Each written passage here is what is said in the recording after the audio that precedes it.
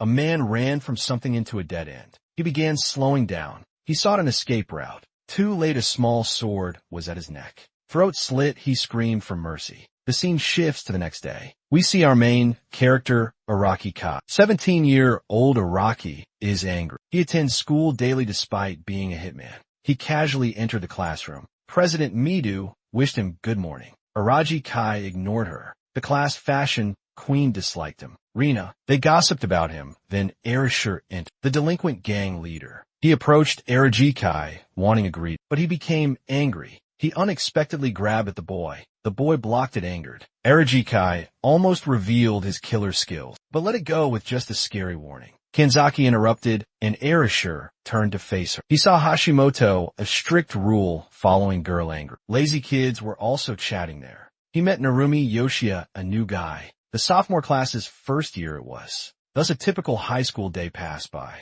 At high school, something felt strange, though. Araki soon saw weirdness near Mito's feet. A dark blue magical circle glowed there. Before anyone understood or reacted to it, the circle grew and covered the whole room. Next moment, they opened their eyes up. They all lay on the ground somewhere new, before they could even fully awaken. Araki Kai sought info on this new place. Others woke up a bit afterward. They were all full of so many questions. And various words, too. The class rep stepped up to settle down the class. Like a real leader should, as we all thought. The head punk, Arashur, though, did not care and just left with his buddy. But somebody coming from the exit stopped them. One guy, one girl they were. And as that gate swung open wide, a well-dressed lady we did see, guarded by a seasoned older man, clearly. She said they would be heroes, you see, stunning all the guys and raising the question, is it cosplay or what? Araki hit a pillar hard and realized things were serious in that moment, with the lady looking so natural and calm. One said she was Leonora, by the way, the holy country's archbishop, she did say, with Gaius the Knight right there beside her. Arashur stepped up to talk, and when he spoke, his words were really harsh for meeting them the very first time. So Minor said sorry for the way things were, and inquired politely about the present situation. His fellow students were all bewildered. Liam Ara put it simply, revealed they were summoned from another world, as the last hope to vanquish the Demon King, given hero candidate titles. Those words confused the regular students, and since Arashur was a leader, he argued with the knight. Gaius wanted to teach the kid a thing or two. He instantly took a sword stance. Though the archbishop stopped her knight, Arashur ran to hit him. He dodged first, then shocked the old guy. But things went sideways. Before understanding his spot, a sword sliced his forehead, stunning the other students. The archbishop disliked the knight's carelessness. After apologizing, she told everyone to quiet, to truly grasp their actual objective. Because the Demon King attacked humanity, they're faced near extinction. Their nation, being holy, meant they had to defend it, but they lacked sufficient people. Basically, to finish the job, they only had a single chance. Hero hopefuls summoned elsewhere. Those teens couldn't believe it. They were now responsible. Some already bawling their eyes out, showed zero sympathy, telling them going home meant the Demon King had to be defeated. Aragaki knew it was for motivation. Yet one fact remained clear. Average teens can't just kill. They need practice and, most of all, raw talent Arashur possessed. Being himself, he ridiculed their commanding belief. After suddenly bringing both kids there, Gaius admired the boy's fighting will. But seeing him struggling, he almost drew his blade. But he paused. The archbishop healed the boy's injuries, again apologizing with bright healing light. To answer everyone's questions, she called it a system from the gods, and declared it was called magic. Simply put, she walked to the class leader and bonked his head with light in her palm. That gave him a weird feeling. Soon bright light emitted from his hand. It formed into a sword shape. Using the system's powers, hero candidates would inherit divine protection. Swallowing his pride, the bishop asked them to help save humanity. She said she'd train them while they're locked up, then let them go if asked. Mitra yelled, alerting other students basically, told them to join the group to save humanity. The others agreed somehow, so the archbishop gave divine protection. Hashimoto got telekinesis. Arashur got explosion powers. Others got their share power too. Araki Kai was the last student to go. He got something that changed his sight. He saw the archbishop's stats, showing all her abilities. His power was judgment basically, a rare power to see enemy skills. Araki took a while to understand. As he was looking at it, someone attacked him from behind. It was Rashi. Despite dodging he faced classmates' ridicule. Mocked for just eyes no real power. Araki remained speechless after witnessing classmates' reactions. He knew divine protection's temporary, but assassin skills always prevail to kill foes. Wishing students well, the archbishop departed. Later that night, hero candidates got their rooms. While others rested, Araki initially gathered intel, overhearing soldiers talk about the summoned hero candidates being defenseless kids. They simply mocked them as Uragaki tracked reinforced guard numbers. Their defense status was totally average, possessing fundamental settling abilities. Regarding the castle's geographical layout, it resembled a fortified urban area, and the castle's interior was heavily secured. Later that evening, post-diagnosis, he located his female classmates in a secluded spot, aiming to evaluate their capabilities. Rina utilized her fire skill for practice, while Leather honed telekinesis and water skills. Araki opted to observe them briefly, but soon detected an unusual feel. Turning, he saw a massive beast nearing the girls, frightening them due to its true nature. He instantly assessed possessing decent skills in areas of attack as anticipated. It howled, initiating its first strike, causing all three girls to flee for their lives. Despite its aggression, though, it displayed limited intellect to Aragai completely. Aragai drew a small blade and hurled it at the beast, inflicting a minor wound. The creature howled, slowed its pace. The ladies, however, left it wide open. After tripping right before it, the beast quickly caught up, and in a flash, its claws poised to strike. Then the unexpected occurred. Rina opened her eyes, and the monster was no more, killed by a blade to the head. They ignored it completely, taking it to the dorm. As everyone knows, Arajikai saved them. A skilled killer, he knew trouble was coming. He felt someone lurking, and he looked around. He decided to leave the area. A robed stranger crossed a monster's head, pitying it for being weak. The next morning, everyone was scared. Meeting the monster, found near the royal capital. One steady man asked about the monster. It was mid-grade, reason revealed, for hero candidate's arrival. That monster was controlled by strong someone. Demons use specific magic. Steady shared lots of knowledge. Gaius dragged the know-it-all away. Iragaki refocused on the topic, and he just wondered if his demon intuition was accurate. Even last night, right then, a demon watched them all. Suddenly classmates screamed. They feared absolutely nothing, because there was only one way back after the Demon King's defeat. They all decided to contribute. Everyone quickly understood, and after witnessing some fear, the Archbishop herself told them their training would give them an advantage as hero candidates ever since. A week passed, and by then, the candidates started training. Raijikai was the sole library user. Because of his abilities, Araki Kai observed others training and finished the demon history book. Witnessing the students' rapid growth, he realized everyone was steadily improved. 5 students stood out: Narumi, Erashur, Kanzaki, Hashimoto, and Megace among them all. One individual showed exceptional progress, who made a soldier drop his sword. It was Midu, the class representative. His status tells another story, though. He's different from everyone else. He greatly improved from D or F to A or B. As expected, others passed by. Aragaki did. They mocked him for lacking battle skills. Aragaki realized others were growing. They became cocky after gaining power. One man mocked Arajikai with strength, but he fell on his head instead, upside down before everybody. The Archbishop arrived with her knight. Upon entering, she praised their exceptional growth, informing them of change plans. She wants them fighting monsters. It was quite sudden indeed. Everyone moved to the forest, and they were all right in the thick of it, which was totally full of roadblocks, complicating the plan. She aimed to make teams of 2 or 3. Mito formed the very first group. Rina and Hashimoto joined her. Second group was that punk Erashur and crew. Third group was totally couple goals. Finally, only Araji remained solo. Kai and Kanzaki had 0 choices left. They all decided to team up. Araji Kai ultimately agreed. She was truly confident yet pathetic, but Arachai was totally fine with it. And so they took a group photo. The big boss then said training starts. He mentioned a surprise reward for all. Mission began. First scream, last team. Kanzaki told Arajikai straight to stick to her shadow. He swiftly agreed to the same thing.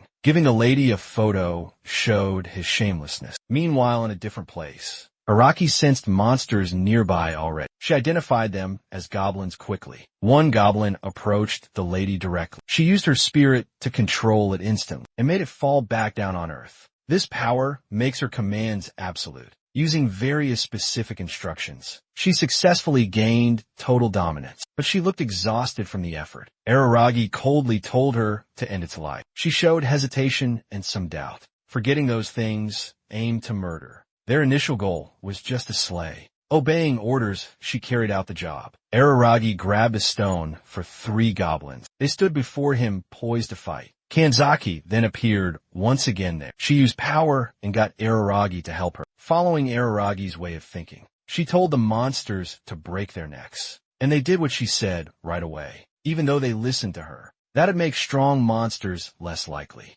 Anyway, first time she saw bodies, she killed herself. So, she was pretty shocked, but Araki Kai was totally cool when asked. He ignored it and checked the goblin bodies. He found nothing good in them, even though the lady was being quiet. She went deeper into the forest, showing she's a good guy who wants a fight. The scene changed to a different team. Narumi and his crew were running from something not good for the monster they faced. Finally, when they got tired of it, they went for a wind blast combo attack and block bullet aimed at the monster. The attack was decent though. It didn't scratch the monster's body, scaring the other 2. It was a big red monster, a mad one going deeper into the forest. Kanzaki thought about her past. She repaid her grandfather fully for what he did. Arajikai realized that going straight could make him lost. He seemed cocky to Kanzaki. They suddenly heard screaming. She immediately went to help. She decided to move and assist. The scream revealed Hashimoto. She looked messed up, bleeding head.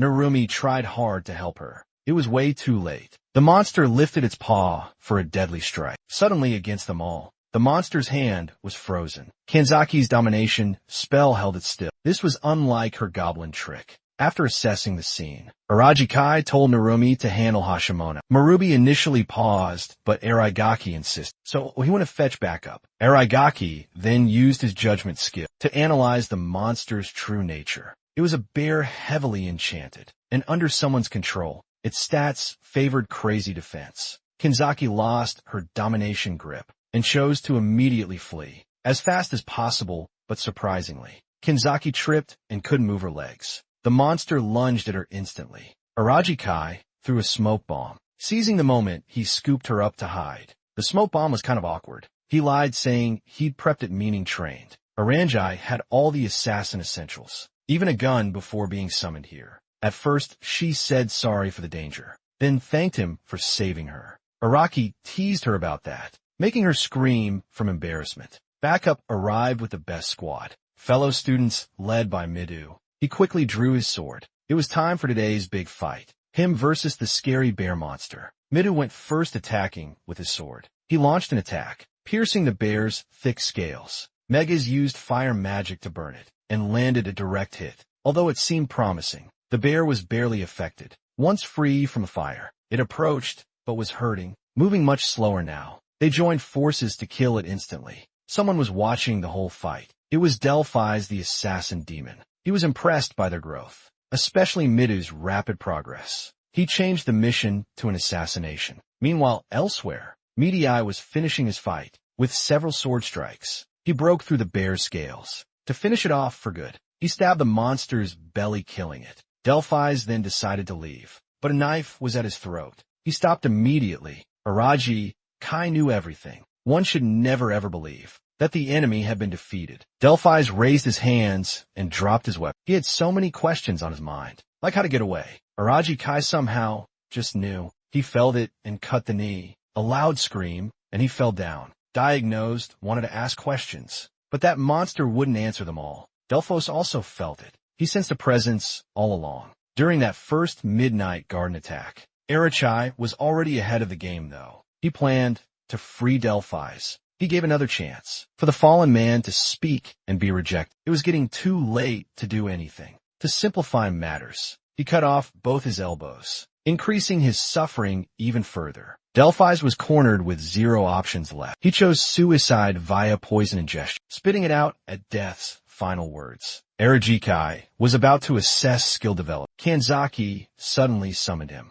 Fearful, he asked about that guy's demise. She revealed her presence there earlier, since that guy collapsed on the ground. Arajikai then had a realization. He exposed the guy as a Demon King assassin, controlling both bear and earlier monster. Way back at the Royal Garden initially, obviously they sent those monsters to eliminate potential hero candidates. No reason to hide anymore, so he confessed. His own family's in the assassination game. Kansuki, stunned, showed Araki that news. Kai reaffirmed his statement again, too. He simply desired. The lady must keep this secret. The class can't handle it right now. She really liked the boy's personality. He only wanted her helpful skills. They come in handy sometime. Meanwhile, though, everyone worried about Hashimoto. It was Shirori there, healing the kid with her powers. Going okay, but healing takes an hour. They're impressed by the class rep and his sidekicks handling things. Kanzaki knows who really succeeds. The Archbishop arrives with her god.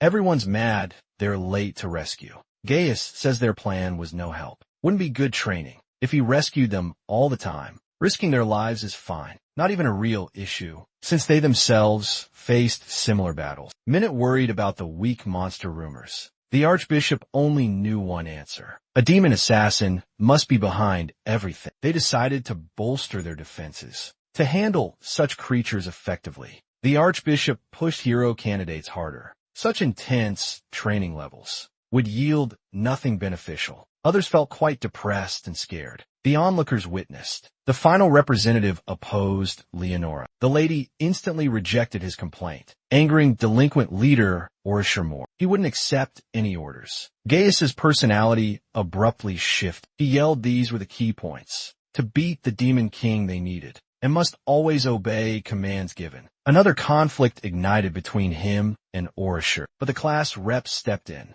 Because he understood. Disobeying meant becoming public enemy number one, with zero chance of victory. Gaius liked the group's take. Spared them, cause they're too valuable to all. After getting called Hirashi totally lost, he went ballistic yet again, attacking the old dude right then and there. A sneak attack, a total blast of pure chaos. He thought he had him for sure. But get this, the old guy totally schooled him, clocked him right in the kisser hard. Sent him flying, he kissed the ground big time. After that beatdown, he just walked off, gave him some pointers. Get ready for the next big thing coming. Meanwhile, Erishur was stoked. He was ready to waste that chump. Following the military exercises day after, they all went to the training grounds, overseen by Steady the monster researcher guy. Yesterday's injured were fine after healing magic, and the trash one was also doing okay. Steady complimented the healing lady's skills, then showed them the research place, where they would be fighting monsters. He showed the inside before explaining things. It was totally full of goblins inside, lizards, devils, and also ogres too. The classmates felt totally terrified. The Archbishop gave Steady some praise. He was very much pleased. So much monster info and data there. Combat exercises then commenced. Nagase fought an ogre first. Araki was again really impressed by his classmates' calmness from previous training and the drills. Nagase was repeatedly beaten by the monster. Maidu instantly urged his teacher to stop, and was immediately refused, because of the Archbishop's command. He also said MC Gaze would win, and she did, using her skill differently. This time with a single blow, she instantly burned the ogre, actually increasing divine protection's level. Creates new versions of it. Araki approached Maidu from behind, while assessing the situation, that he had a new level 1 divine protection added to his stats. He decided to try it and went for the drill. Facing the ogre, he used Evil Crush Sword and his new monster skill, which terrified the monster. No mercy was possible, so he charged and sliced off an arm. With one final strike, he finished it. A head chop won him the fight. Arajkai was left amazed and wondered, could his skills possibly get any better? He glanced around further. He saw that even Rashi had a new trick, but he wasn't about to share it. Good thing was quick intel that spawns could leave divine protection. Later, Erishur gathered his crew at night and some other fellow students to plan Gaius's murder first, then forced the Archbishop to send them home. Others immediately agreed, and Narum, after confirming the win again and Hashimoto's past injuries, decided to join in on it. Minato trained really hard with others and gained the absolute most from it. Even Araki acknowledged this, however. Medu still felt it was insufficient. He wanted overwhelming power. to beat the demon lord. Arajikai asked his opinion on the archbishop. He made it perfectly clear. He knew their dirty schemes, but to rescue his friends, he would follow their commands. He was set on defeating the demon king. His plan: finish the job, then bargain. Each swing had the same purpose. Mid-session, the archbishop and her knight returned. To inform Steady, she'd be gone some days. He would oversee the candidates. Then they both departed. That boy had a sweet smile. Going back the night confirmed her leaving. Orishur was already making plans. The archbishop stayed composed, despite knowing their rebellious actions. She anticipated their next move excitedly. A smile was always on her face meanwhile. She felt she was truly irreplaceable. Her goal was crushing the rebellion while creating. Then the scene shifts to nighttime. Arajai's seen training against monsters. He defeats them all very swiftly, each with a single quick strike. His stats are shown rapidly increasing. He understood this growth was solely due to beating that assassin way back when an ogre suddenly slams down hard. He dodges, then slices with 3 knives fast. He tries a triple slice in one attack. It fails. The scales are way too thick. So he uses his muscle-based attribute, which is called weak point detection. The ogre's head gets quickly marked. He jumps up and pierces it with a knife. He became victorious, but realized survival takes lots of work. Training got tougher, and now he would hone his skills further. He hooped goblins with new skills. He sought a tougher challenge to confirm his skills' reliability. Then he sensed a human coming. It's Kanzaki, worried, sick, searching since that forest dangerous. Unsafe day and night. Dodging Kanzaki's questions, he revealed his new skill test. It's developable with enough practice. Divine skills she inquired about, but he refused and asked why she worried for him. Kanzaki blushed deeply, but Araki turned away, ignoring her. They both were headed to training. Then she saw smoke rising from dorms. Many monsters attacked, like a stampede. Students there were clueless about it. Expectedly, Meitu rescued them. He chose to fight them all alone. Engage joined the fight instantly. Others neared dorms and confirmed again. Students knew absolutely nothing, since it happened all of a sudden. Arajikai knew a human was responsible. They had to catch him right away. The culprit was surprisingly revealed. It was a monster researcher, Steady. All monsters came from the lab, and Steady said he added immunization to make monsters much stronger. Steady said it was an order from higher-ups to beat the hero candidates. His reason for being there was to kill them. That position came directly from the Demon King. The guy was working as a spy. He was offered a monster researcher job. Aragaki got even angrier hearing the reason why. For Steady, it was a game to achieve his dreams. He said that, smiling at everyone. The battle continued on. Steady was the one in command. He ordered monsters to kill the hero candidates. Kanzaki used her domination skill on the monsters. It was useless. They were immune to that spell. Steady gave a single command. They all jumped to attack her instantly. Aragaki stepped up to protect her. He took out the goblins in one shot. Other monsters jumped in to play their part. Aragaki easily beat them with a small knife. He used assassination skills like it was a game. Even monsters feared that display. Steadily had no other choice ultimately. Arajikai then advanced into battle. He deduced the man was half demon, with powers of control and magic. Everything became perfectly clear, since demons could use control and magic, thus controlling monsters. Steadily let out an evil laugh. A demonic laugh if his last hit revealed his ace. It was a horrifying dragon, burning lava, sword high. Its roar showed it was the red dragon. It had killing intent with each attack. Every hit terrified Kanzaki and Arajikai. He played hero again and saved her. He told Narumi to get her out. Instantly used his B-point skill. Found it right under its mouth. He quickly tried slashing it. The sword uselessly shattered, because that spot was too tough. He really needed a perfect dude, powerful enough for that attack. Became that guy, kinda reckless, but he stepped up once again, attacking with destructive force, without assessing the situation. He was happy about it, but it failed when he brushed off the simple attack. The red dragon countered with hotter fire, letting his guard down, sealed his fate.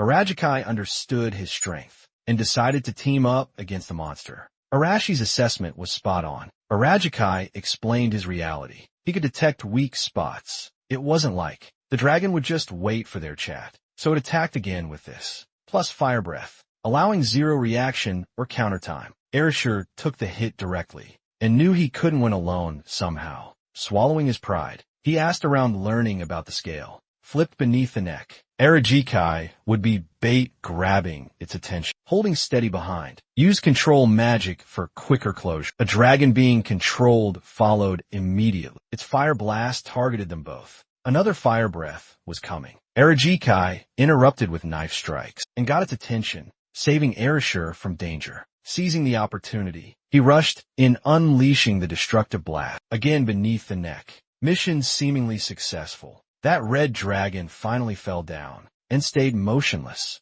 Stay stood up. Erashur chilled out. Aragaki then went closer to Max Steve. That's when the guy saw his monsters were frozen still. Only the hero, Hopeful, and Midu remained. Narubi popped up from behind, tripping that guy up. As he tumbled down, a Hopeful used water power, slamming his face onto the assassin's blade. Araragi Kai had some inquiries. He agreed to reply, but then he choked, bloody-eyed, and instantly croaked. The curse struck when he spoke, hiding info from Mead somehow. Even Araragi Kai felt concerned about the danger ahead. Next day, the scene shifted to the mansion. The Archbishop was stunned by the information. Narubi demanded an apology meanwhile, for putting them in mortal danger. The Archbishop just chuckled. Such a weak demon, she thought, couldn't harm her hero candidates. Everyone was shocked they knew about it. All along, it was the Archbishop's plan to intensify their training further. Others tried to show some resolve. Gaius interrupted, leaving them no choice but to keep their mouths shut.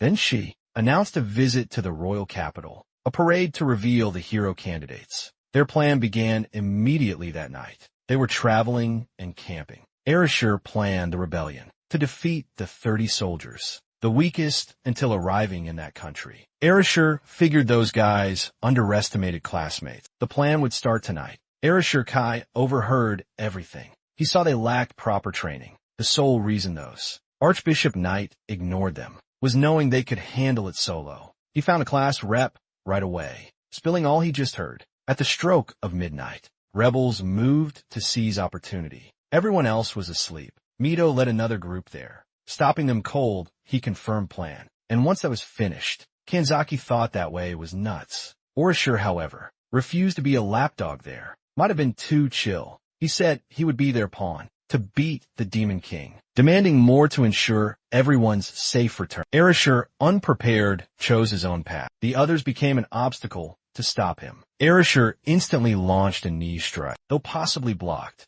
he admired the strength. Soldiers barged in after the commotion, and just then, the class rep made up a cover story. According to them, hero candidates had to leave early by order. This announcement further angered Erashur, as he was treated poorly. Next day, they arrived at Didris Holy King, at the royal capital. It felt livelier than their previous location. It seemed like a real parade. They walked in the center, and were applauded by commoners. Meadow even pretended to be the boss. Hand raised, walking all wobbly. Everyone present felt, it seemed, like those guys were their saviors. Upon entering the royal capital, Flag Knight Reens greeted them. Everyone went to a resting spot and were amazed by the place. Girls enjoyed the hot bath. The hungry ones ate food. Others also trained nearby. Araki sought information about the area. As usual, many left. It was full of soldiers. He passed the Holy Knight and saw him talking to soldiers.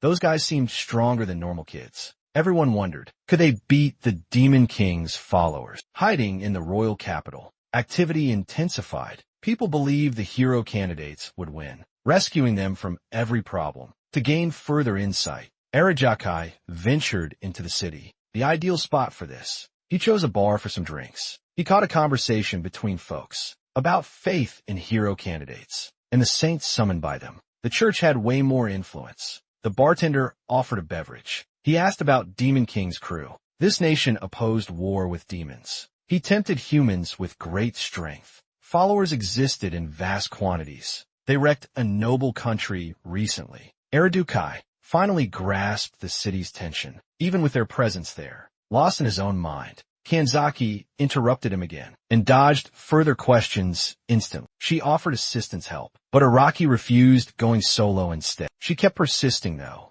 so he assigned her to gather intel, and she happily agreed. Meanwhile, that whole time, a creepy man was sneaking up, grinning. Ultimately, Arajai returned empty-handed, clueless, confirming a new enemy's presence. Loud noises erupted from below suddenly. As he went down, his classmates worried over Kanzaki, missing from her room. He dismissed info about her, showing that the class rep took charge himself, asking everyone to search around. The girl showed true colors angrily. Refusing to search, Arajai went solo. He found Kanzaki's ID along the way. Suddenly, robed men with swords appeared. They attacked him from every direction. He completely dodged them all and used one man to take down another. Each man was taken down one by slice or skull crush. He knew they were untrained and asked about the real objective. With a threatening look, he got info from the boy. The scene changed to Kanzaki tied up. Men approached her with bad intentions. She gave no answers.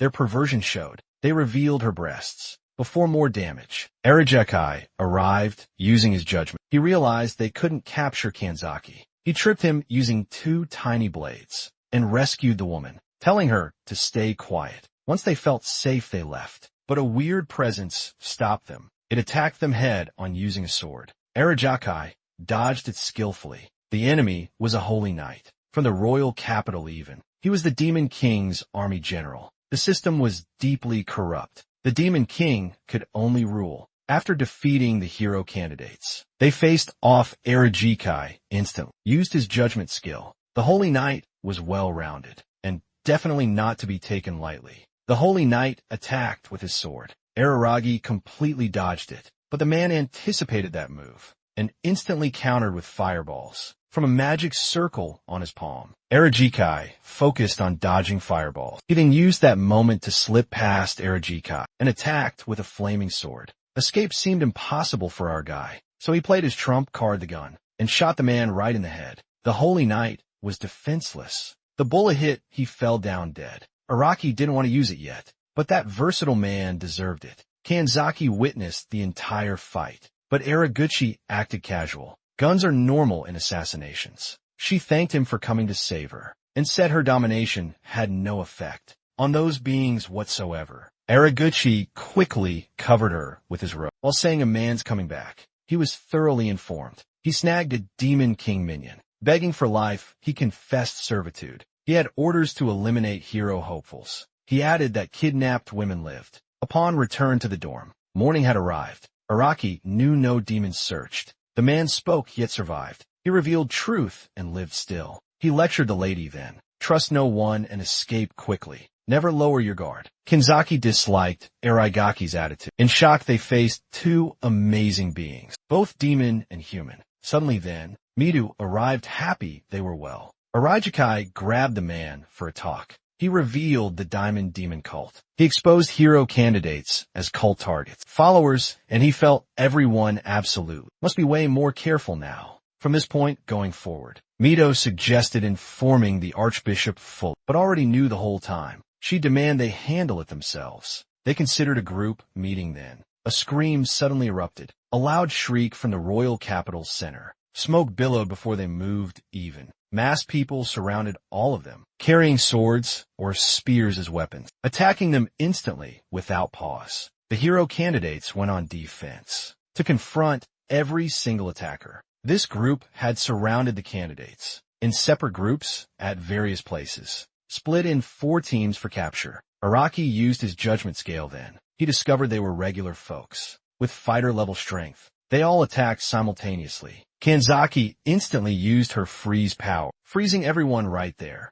Aragaki stabbed 4 heads then, killing tons of those guys. Maga disliked killing people though. Aragaki shut him right down. He would not see enemies different, human or not at all same. A follower suddenly attacked that class president from his backside. His simple reply, just, I serve the master, that's why. Kanzaki interrupted things. Araji Kai rejected one-on-one interference. He wanted Minu solo on that. He unsurprisingly topped their little battle. He really wished that dude would just quit. The follower charged with a busted blade. His sudden attack succeeded slicing through Mido's arm, stunning him for being careless. Then he laughed like a total maniac. Mido couldn't handle it, so he sliced the guy's chest wide open. The dude still seemed kinda alive. Seeing this, Arai urged Mido to finish him off. Threats must be dealt with. He pressed Mido hard. about classmates possibly in danger, and also asked if demon follower lives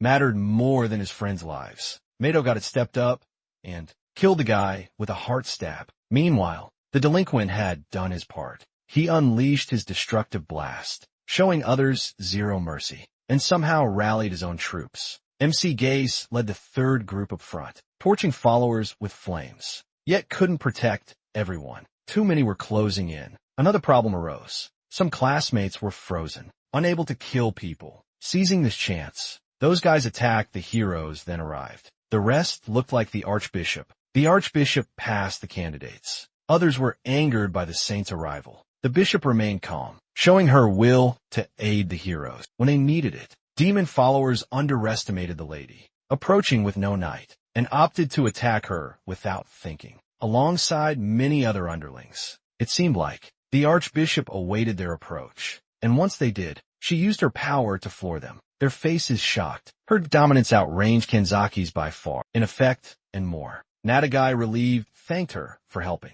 She simply smiled gently. Then, she saw the downed demons ignored, so she ordered everyone to kill them. Suddenly, the zero candidates moved involuntarily, weapons in hand, and despite not wanting to act, they killed those guys mercilessly. Hiraki watched everything from above. He was very amazed by the level 3 domination used on so many people with such precise targeting. He's certain they'd want a countermeasure. But after 12 hours passed, since that last attack it seemed, many classmates were still really messed up from a shock of personally killing people. Maru Obi was the angriest one, and their class leader wanted to take the blame for everything. Others calmed him he wasn't responsible. Aradukai knew all along that, despite arriving early, they were no match for the Archbishop. Their initial plan was to divide into 2 groups, to rescue other classmates, but they couldn't save the group, controlled by that Archbishop, to brutally murder those people.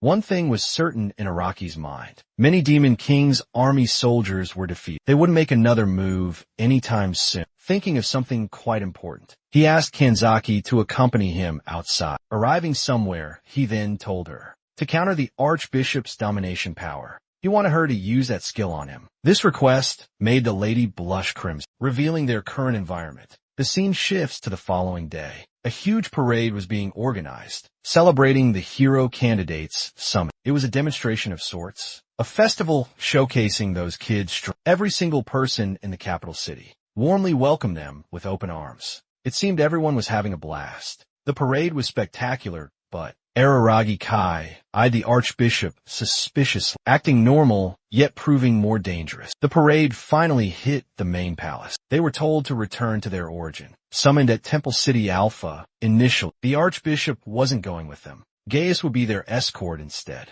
Gaius was relaxed and really enjoying it, but then her whole mood just shifted. Seeing her 2 other classmates' condition, they trembled with fear and totally tripped. The Archbishop asked about their well-being. She again acted like nothing was wrong. This really ticked Night Gaze way off, though. Her friend then took control of things, somehow getting her to back down. She left them all fuming silently, but they couldn't do a single thing. Finally, they all just left. They camped again where few soldiers were. Irishai proceeded with a prearranged strategy. Irakichi assessed the situation favorably, noting the Archbishop's absence and low soldier numbers as well. Even he would not intervene himself. A night-killing prime opportunity. Nairobi acted as if seeing a dragon-like monster, but he could not locate it. After leading them somewhere specific, Gaius enacted the scheme. He had to neutralize the danger. As Nemi continued acting pointing somewhere, he tripped him to alert the guard. A rash individual suddenly leaped from behind and unleashed a destructive blast attack, which was fairly close in proximity. The attack's impact was evident on the knight's head. Erishur was impressed by the old man's strength, but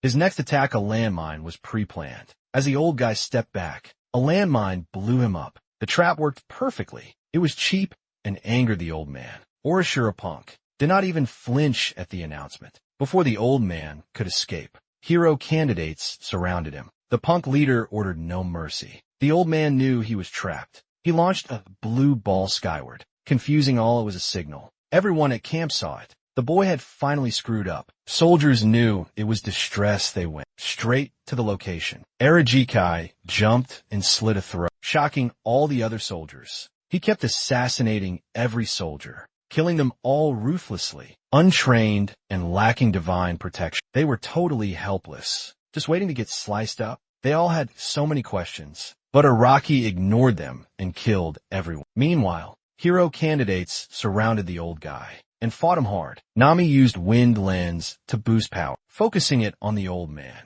The knight dodged it somehow, but missed the slow attack, coming from his right. He tried to block, but failed. His sword broke upon blocking. It shattered against the steel body of the candidate he faced. Before the old man could breathe, Erasure punched him hard again, sending him flying back. Gaia's body was bloody and wrecked, already missing a hand as well. The distress signal confused everyone. The knight felt relief upon arrival, though. The archbishop herself was his rescue.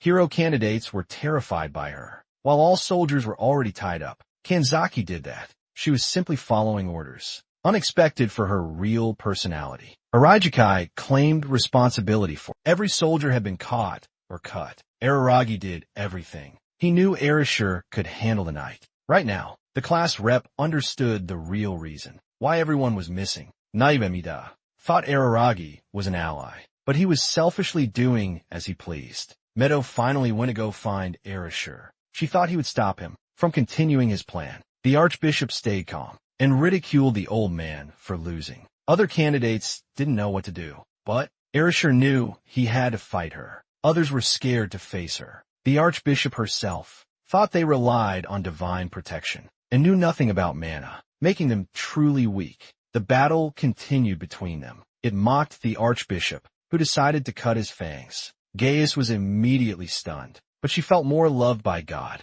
than those filling the kids. Erasure just attacked. Archbishop swiftly summoned earth power, attacking upward at him from below, and coupled it with a wind assault, launching gusts to lash, defeating their strongest one easily. Archbishop summoned fire one by one, plus water to make others kneel down. Erasure reaffirmed attack commitment, but his friends quickly intervened. When questioned, Erasure clarified. Simply, that boy's methods he greatly disliked. Others agreed with this sentiment. A brief scuffle ensued with Nagase. Archbishop promptly mocked these guys. She informed them rather directly. Unforgivable if they stopped her now. Should they halt this rebellion here, without any good choices at hand? Some now felt absolutely terrified. Others were just saying hi to his scheme. But before any reaction was possible, Archbishop countered with a wind spell and used his skill to overpower it. Two colored typhoon spirits appeared. A blue one forced Nerby down. The other grabbed the classmates. Mighty was shocked by his hurt friends. They couldn't move. The tough guy stepped up and told the class rep to fight, to rescue their classmates. Midaniga and others joined in. The summoners' battle began against those pulled from another world. Archbishop was ready to confront them. Raji Kai and his secretary saw it all. They were about to interfere. After the slave magic was used, the fight was going to start. Both groups faced off against each other. Gaius went to the front lines to assist the man. Archbishop's high-level healing fixed his arm. He was totally fine, no exhaustion or blood. He lifted his sword to confront the opponents. Hero candidates thought they had more people. Archbishop dared them to attack her directly. She wanted to see their improvement. Might have chosen to lead the attack, with others providing cover for him. Their swords clashed together. Gaius seemed stressed he couldn't win, so Archbishop decided to help him out. She shot water crystals at the boy. Guys used fire magic to melt them. Fire was good, but not enough to melt all. Mina got hit by the crystals. He was somewhat hurt. Hashimoto joined the fight, lifting rocks. Narumi used wind slashes to join the attack. Both skills targeted the Archbishop, but just before hitting her shield, it blocked every single attack, shocking everyone about what occurred. Holy Divine Protection Level 5 shielded her. Araji Kai was informed about this. When using the Judgment skill, victory required physical attacks, he realized. But Meg intervened, protecting her. She fought the old guy, and tired from repeatedly using skills on him, he decided to handle him solo, and told the leader to join others. Miter knew his skills were ineffective against the Archbishop then. A classmate gave him a physical shot to use offensively. The leader seemed ready to slash the lady. Then she used wind lashes on the man. He skillfully countered with physical strength. The other applicants also knew divine protection was useless against her, so they rescued the down ones and avoided the front lines.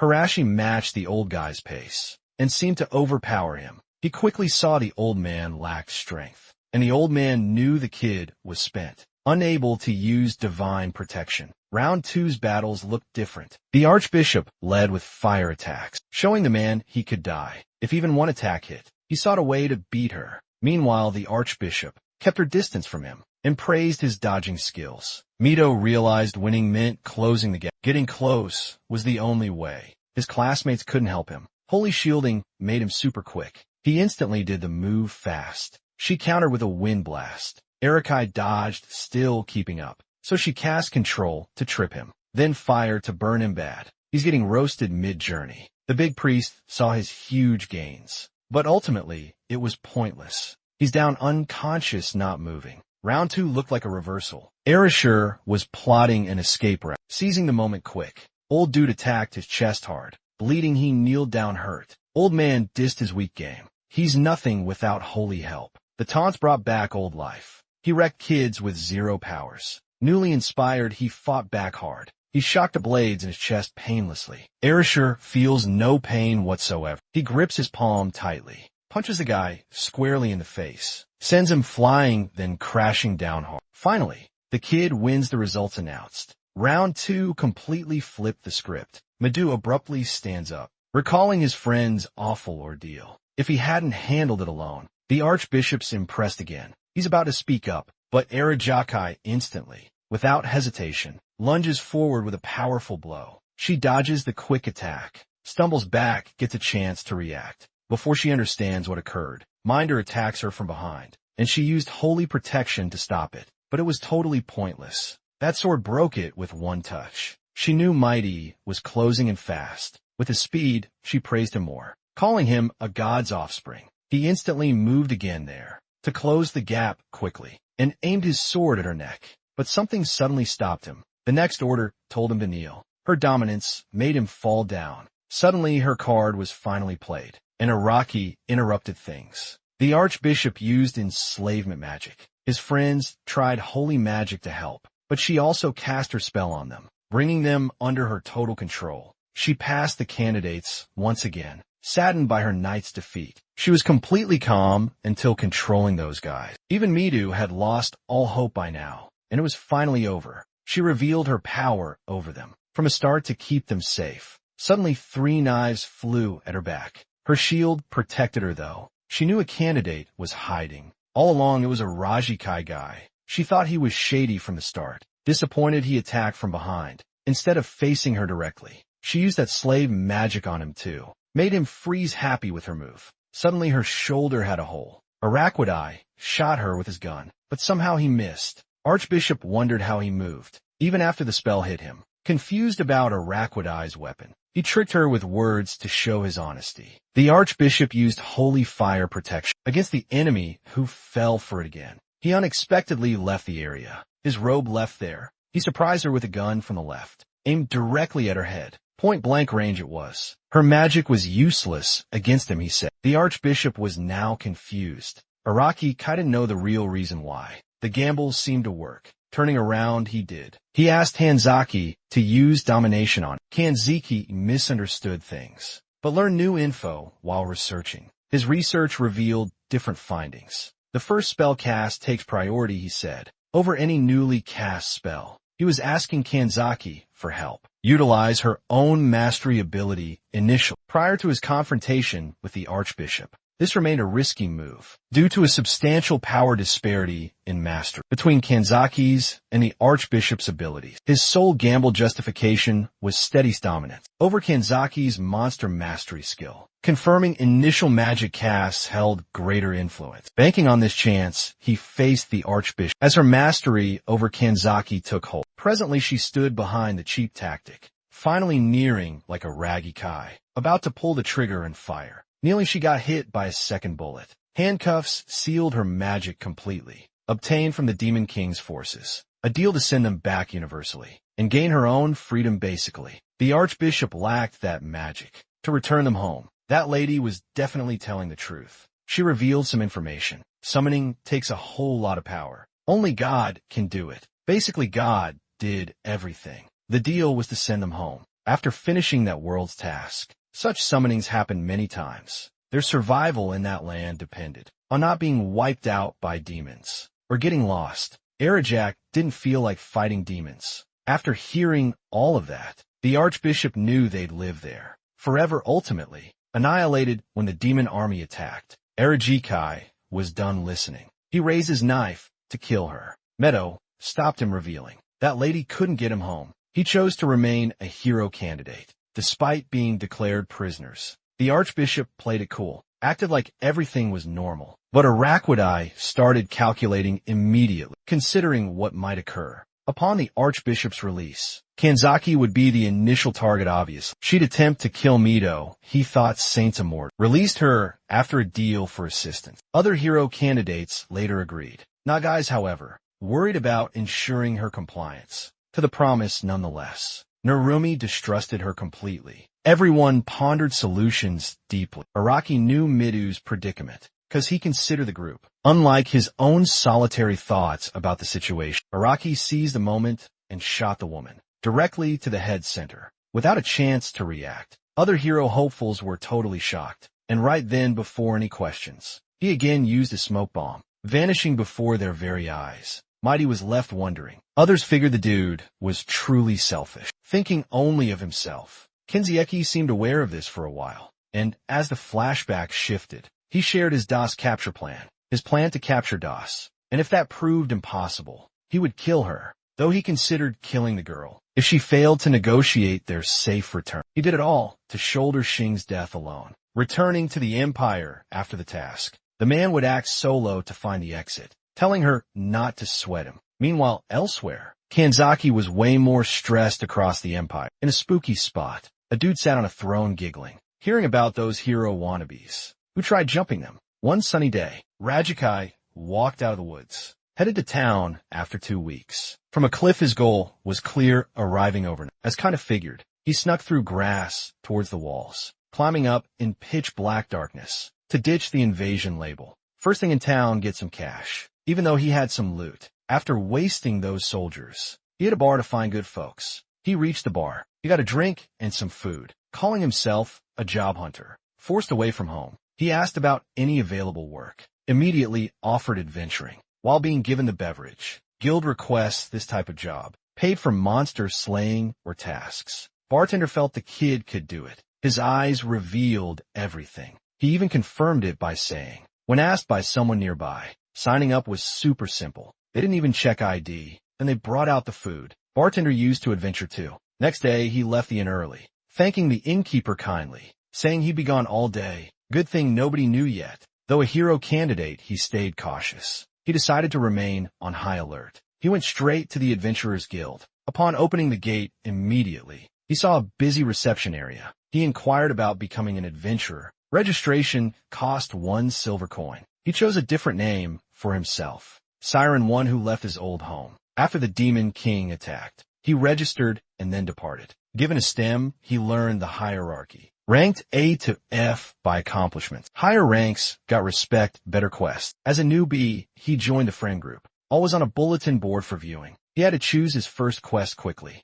1 rank was a subjugation mission. Like a typical guy, he took that one. A baddie challenged our adventurer. They ridiculed his tough mission choice. Arajakai was quite ticked off by the tease, but he stayed cool, thanking them for caring. Those adventurers hated that attitude. The others already knew those goofballs. Picking a fight with a newbie. 1 tried attacking Arajakai. He grabbed him, locking him up. He used assassination skills. The adventurer quickly called for backup, and the 2 joined the brawl. He easily took down all 3. He walked past, checking the request. No time wasted. He went to the forest for the task. He looked for the hideout, using tracks and other signs. Footprints led him somewhere. He sensed another presence nearby. It was definitely the monster. Someone tried a sneak sword attack from behind. Just as he countered that attack, though, another one lunged at his back. He dodged it pretty easily. He threw sand, blinding one, attacking the other. A solid kick right under the chin. That cabinet fell down immediately. He slit the first guy's throat, shocking the second before he ran. He threw Tunai's heart and gut. The other one dropped dead too. Upon closer inspection, those cabinets posed no threat to people, having some sort of divine protection. The other adventurer was stunned. He secured proof of the kills, showed it to the receptionist lady, which totally shocked her as well. She asked if he really was a newbie. Aragaki was strong, but exploration was the problem. Adventurers' work became tough. Other adventurers remained baffled by events. The receptionist left with his payment. Later that night, he had a larger bag compared to his previous one, and so he chose to stay a while as adventurer. While returning, he was going back. A big guy stood before him, introducing himself as Lyle, B-rank adventurer, guild branch manager. The guy was actually mad at him for beating his guys. Araki tried deflecting, saying, "Those guys started it though." Lyle wouldn't listen and immediately punched Araki hard in the face. Araki dodged every attack effortlessly and began mocking him. Lyle then attempted a powerful kick. Araragi blocked the kick, tripped him to the floor, with another kick aimed at his legs. He mocked his moves right to his face, making him even angrier. He went for another attack. Araragi pinned him belly down. Lyle clearly lacked human combat skills. Our main character's world is messed up. A genuine flop he is and thinks they're collegians. Yet he remains completely idle still. He currently clings to work since it pays okay, but departing is definitely his intention. Very soon after getting into college. Then our guy receives a back blow. He now stands bewildered. Lyle was okay with that idea. He told Arijikai as a traveler he needed money to pay for his stay and would discuss another reason why. Lyle really wanted to know the reason. Thinking of other possibilities, Arikai said he'd travel to another world, shocking everyone who heard him say it. Everyone knew about hero candidates. Arikai told them he wanted to go to their hometown to visit them. Those adventurers weren't magic experts. Even a speaker's platform wasn't impressive. Hoping for amazing info was maintained from a beer and adventurer dude. They knew one sage, Albina, existed. An elf who'd aided their nation. Arakai recalled a top 11 sage name. Those guys lived deep in the woods, few remain. Albina was over 100 years old, it was said, and knew magic really well. Araji Kai already knew some of this from library book reading, but they wondered if someone could send them back home, you know. Problem was he didn't know the real place. Regardless though, Araji Kai thanked him for the given info. As he tried leaving though, he was stopped and asked his plans, knowing other world travel now. He didn't answer, keeping them hanging. The following day, he was once again given a massive quest reward payment. He'd saved tons of teeth all last week. He wouldn't waste a single moment today. He left having info about the sage. This would help based on her prior intel. She had aided that nation in its crisis. So he chose to depart the city then and go visit the sage woman himself. It became the Alpha Holy Temple. For people sat together there now, discussing candidate management, following the Archbishop's orders. The Inquirer was holy man Captain Henry. One person, there was Mito, it turns out, who liked the current services provided. He got the proper respect he was due, as the candidate's leader for sure. Erishur was also in attendance there, quite taken by Hemrich's personality. The Holy Knight finally got to the point about deploying hero candidates. These people would be sent to the front lines immediately. Hemrich confirmed it and described the battle already happening at the western border between the Holy Kingdom and Vadodara. Every demand was being met, as the Holy Knight himself agreed to protect those unable to fight, giving them other tasks meanwhile, so they could earn a living. The candidates were totally shocked. He told them to leave for the task tomorrow, as candidates went back to meet others. Hashimoto was happy, and so was Migu, knowing candidates couldn't be controlled by the current power. Hashimoto then recalled Araki after the kill. He left the bishop and his soldiers stunned. All candidates presented the issue, as if Raijikai did it all himself. He alone, and they called him a runaway traitor. After finishing the job, soldiers talked amongst themselves. They needed a real investigation. Even the bishop thought the story was too biased. Erishur got mad. The bishop asked a question, if they all helped with that awful task. Mito shook, he had no answer. Then a soldier went to the bishop. He was like proof, saying others tried to protect Art. The loser ran off. Some soldiers joined in. They made the bishop believe them. He saw how powerful the guy was. Mario played it cool, said he was strong, always hiding his strength. They kept talking. Turns out he messed with their heads, or power of dominance, making them repeat the bishop's words. President Hashimoto, still Araikai based. Speechless Mia just grinned greenly. Deep in his heart's core, he knew Araikai did it all for him. She took the saint-killing blame upon her own self. Mighty announced the battle start, calling able fighters to show up. Candidates volunteered, but felt scared. MCG mocked their indecision. Well, candidates would follow Corp and Hemrick, working under their orders. Kinzaki suddenly asked about Araki, and got to know, despite much manpower behind him.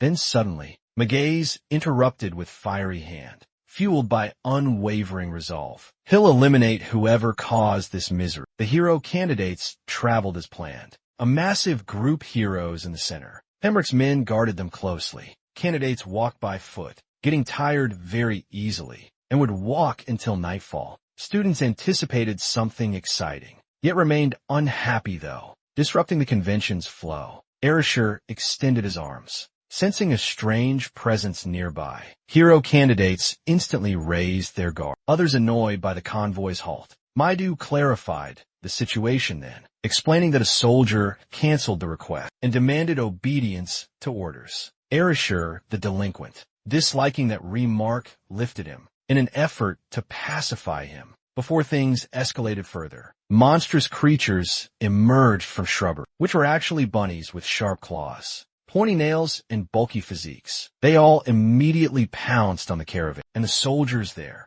couldn't handle the strong bunnies. Aspiring heroes came to assist. Rashi blew one up instantly, then fiercely kicked its head, crushing the skull. The assault on others went on. He kept using explosions, inspiring and motivating other hopefuls. Though he soloed them all successfully, that power felt currently useless, since he felt way behind Araquidai, who instantly took down the big priest. From the start, he felt a scary vibe, even back in his old life. Araquidai felt no fear toward it. All those actions were a clear signal that the boy possessed real strength. So when he got explosion power, he thought he was better than Arajikai, but he messed up and failed again. His rage was obvious to the other heroes, but he shut down the talk, saying it was pointless. From that moment, it shifted to the western fortress walls. Many guards were on duty. The Holy Knights greeted all candidates. Captain Amelia, newly promoted. The old captain died last week. She wanted them to rest immediately, but a soldier came running, yelling about the Demon King's attack. They decided to mobilize at once. Minyu told everyone to prepare to fight. Bells announced the Demon King's army's arrival. Multicolored creatures filled its ranks. They stampeded toward their objective. Hamrick told archers to reduce their count, incinerate them completely upon raising. Other mages cast fire magic immediately and aimed it directly at the arrows, propelling them toward the demons. When the attack happened, it appeared quite powerful, but didn't faze those monsters at all. They still wanted to kill the humans badly, who stood within the forest. Amelia informed the hero candidate's leader and told them all to follow Hemrick's lead. She joined the others in the fight below. Hemrick paused in thought for a second and said loose cannons were already fighting. Somebody glanced down below then. He saw a massive explosion centrally located. It was Rashi, already slaying monster mountains. That blast and his delinquent buddy were based. Everybody prepped for future fight. Same fiery results. Explosions in their faces. Some monsters breached fortress, smashing it with pure force, easily killing off soldiers. Meadow arrived, saving the group. Majestic sword monster rounds grew. He widened his blade, sliced them all down the middle. Victory was certain. He told his men to engage now. Winning would come easily. He did it to inspire others. Remember Araragi Kai's sacrifice. Harshiya used telekinesis. Nigi's used fire attack. Kanzaki dominated every fight. Monsters were spotted at the rear. Soldiers were awed by the candidate's power, possessed by hero wannabes. The battle raged, and monsters fell. Hero candidates won the day. At last, Amelia, the captain, declared victory over the Demon King. That evening, Henrik asked about the fight. Despite winning, though, Medan felt unsatisfied. Room for improvement was available. Henrik commended his caution. He told him to stay alert. High-ranking monsters were surely among them. Night fell. The scene changed to the demon hideout. A report was given to their leader about failing to take a fortress. That guy was the Demon King's top officer, one of Earth's 4 heavenly kings. Stone Gaia, located beyond Holy Kingdom's fortress, within Excord's vast forest. Araki walks to meet a sage. Suddenly 3 stretchy, elongated, crimson tongues lash out sideways at, belonging to some monkey beasts. He uses appraisal quickly, revealing tongue baboons, having powerful tongue attacks. Araki whips out throwing knives. A monkey attacks again, and he dodges, closing in fast. The monster's paw strikes back hard. Araki dodges 3 monkeys, finding himself retreating slightly. Then another tongue attack comes forth. But now things change. Severe consequences follow. A thrown knife slices the tongue. The slicing went on until Araka's neck. He dodged the blow yet again. He then slit his throat open. He dropped dead, and the other 2 winced. Those freaks attempted to flee, but Arajikai stopped them, ending their sad lives. Just then more river flowed in. The river neared the demon world. So masters grew even more powerful. Humans had not yet messed with them. He understood what was up. Araki stayed on guard constantly. He got to Mount Garagano, a wall of nature. It slowed the Demon King's army's invasion. They say the highest peak, Reaper Wolf Mountain, was where the sage Albana lived there. He would pass the tiny village, but upon arriving there, he was shocked seeing it burning in flames by the Demon King's forces. Those demons sliced humans like veggies, and the place was far from a front. It also wasn't safe at all. They asked Hector about next steps. A high-ranking demon among them, leading the stampede. He wished to make them slaves, and asked about Albania information. Top priority since the start was Sage. They'd climb the mountain next morning. Despite a high-ranking monster with them, they fear the wolves. Untamable and fierce enemies also. Even domination magic was ineffective. Heard that even 4 heavenly kings couldn't make it happen. He decided on defeating them, the sole way to do their task. Instantly other monsters agreed with a yes. Aragaki quickly used his appraisal, confirming a real high-ranking demon. 5th level swordsmanship it possessed. Fighting it felt like a bad idea, and it really was a poor option. Hector suddenly sensed they were exposed. He ordered his demons to find the human. Immediately, Aragaki fled, skillfully using assassin skills. Some village survivors were there, crying out loud for help in the middle. Araki ran past them regardless. He couldn't help them, wasn't responsible. His main goal was meeting Sage. He immediately climbed towards the mountain top. Finally, Aragaki reached the Reaper Wolf's peak. Upon climbing up there, he realized that no marks were needed, but carefulness was needed due to shaky ground. Suddenly a Reaper Wolf was tailing him. They possessed overwhelming power. Those wolves emerged in massive quantities and ambushed Arajikai simultaneously. He evaded and ascended a treetop and utilized appraisal, discovering those monsters had great teamwork, plus decent agility and strength skills. He was devising an escape strategy. Then a wolf approached, who body slammed the tree trunk to break, intending to make Araki tumble down. He instantly used a single leaf, empowered by mana, to launch a surprise neck attack on the wolf, and immediately sliced it wide open. Other monsters also attempted an attack, but he thwarted them by slicing or slamming them hard against one another. He used mana to strengthen himself. The Archbishop taught him about mana. When she said their magic was weak, he went to the mountain mine and understood the reason why. They couldn't resist her magic. Better mana control helped. He strengthened his body with mana, increased his defense against magic. He acted fast and kept practice. Climbing Arajikai, he quickly passed others and reached the leader. Others were confused. He didn't even take a minute to kill the huge monster. It was dealt with quickly. Other monsters ran. A good lesson learned. He wouldn't let them escape, so he chased them and sensed a weird different motion, like projecting their movement path. That monster's true presence, after seconds, was like the others. He placed his throwing knife somewhere, and that monster came to get sliced, cut right down the middle by it. He saw 1 second into the future, and his demonic eyes were saying training would be really intense. He finished the task in minutes, and left bloody monsters on the ground. He used appraisal on himself, and found another foresight divine protection added to his skills. It was an appraisal of his better blessing. A new skill let him see everything. He got tired and decided to rest. But then suddenly, he heard a weird sound. He ran toward the sound right away. No time for rest as he arrived there. He saw yesterday's monsters again. Captain Hector was leading them. They praised the sage's elf student. She looked fine after the last fight. He was taught the final attack move. He told his group to kill her now. That woman wasn't dying today. but those monsters really wanted to. They even attacked that woman. Araju Kai protected her though. He took her, leaving the monsters confused. They were confused by a human there. Araki was reading the situation. 10 soldiers and their demon boss. Araki helped her for one reason. She was a student of the sage, and he needed something from her. He couldn't use appraisal, but she was confidently handling some skills well. Meanwhile, on the flip side, Hector instantly told his guys to attack now and eliminate them. Both. Araki wanted all 10 going in order to keep moving forward. He got rushed on all sides quickly, so Araki used foresight, protecting their move. Again, looking into the future, he saw one getting behind him to backstab, so he turned, blocking the hit, leaving the attacker bewildered by that action. The others were stunned too. It was unforeseen, but soon they all died as Araki slashed with his throwing knives. He knew with foresight he couldn't lose, and was making Hector increasingly desperate. So others were told to use magic bullets now, creating huge aura balls to launch at. He seemed caught off guard.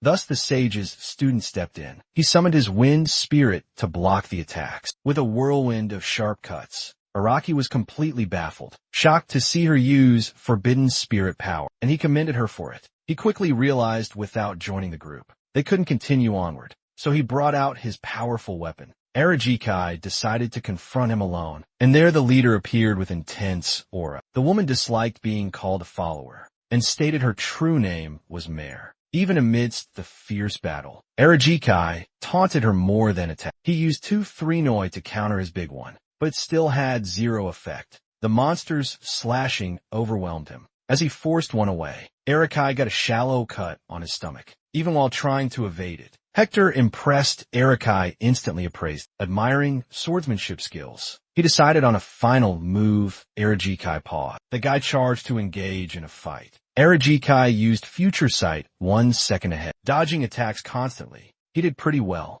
but couldn't match the swing speed. His hand got slightly cut. Arajikai quickly fired his gun, shooting 3 bullets at the man. He blocked them with his hands. His reflexes were quite good, but it slowed the guy down. Unimpressed by the device, he charged at Araragi again. Araragi used the final bullet. He did it easily, observing reflexes. He then drew throwing knives, aiming at the guy. Hector planned his next move. Araki tossed a grenade before him. He got confused as it hit the ground. It blew up, taking the man with it. His crew was worried about this. The mayor tried hard to understand him. This guy controlled a strong demon. The grenade was a surprise attack. It only bruised the monster though. The monster paused briefly, then screamed and charged forward. He kept attacking with huge blows. Aragaki used his last scale to analyze. He looked into the future to see what would happen. He used another scale to find weaknesses. He searched for future weak spots. After the attack ended,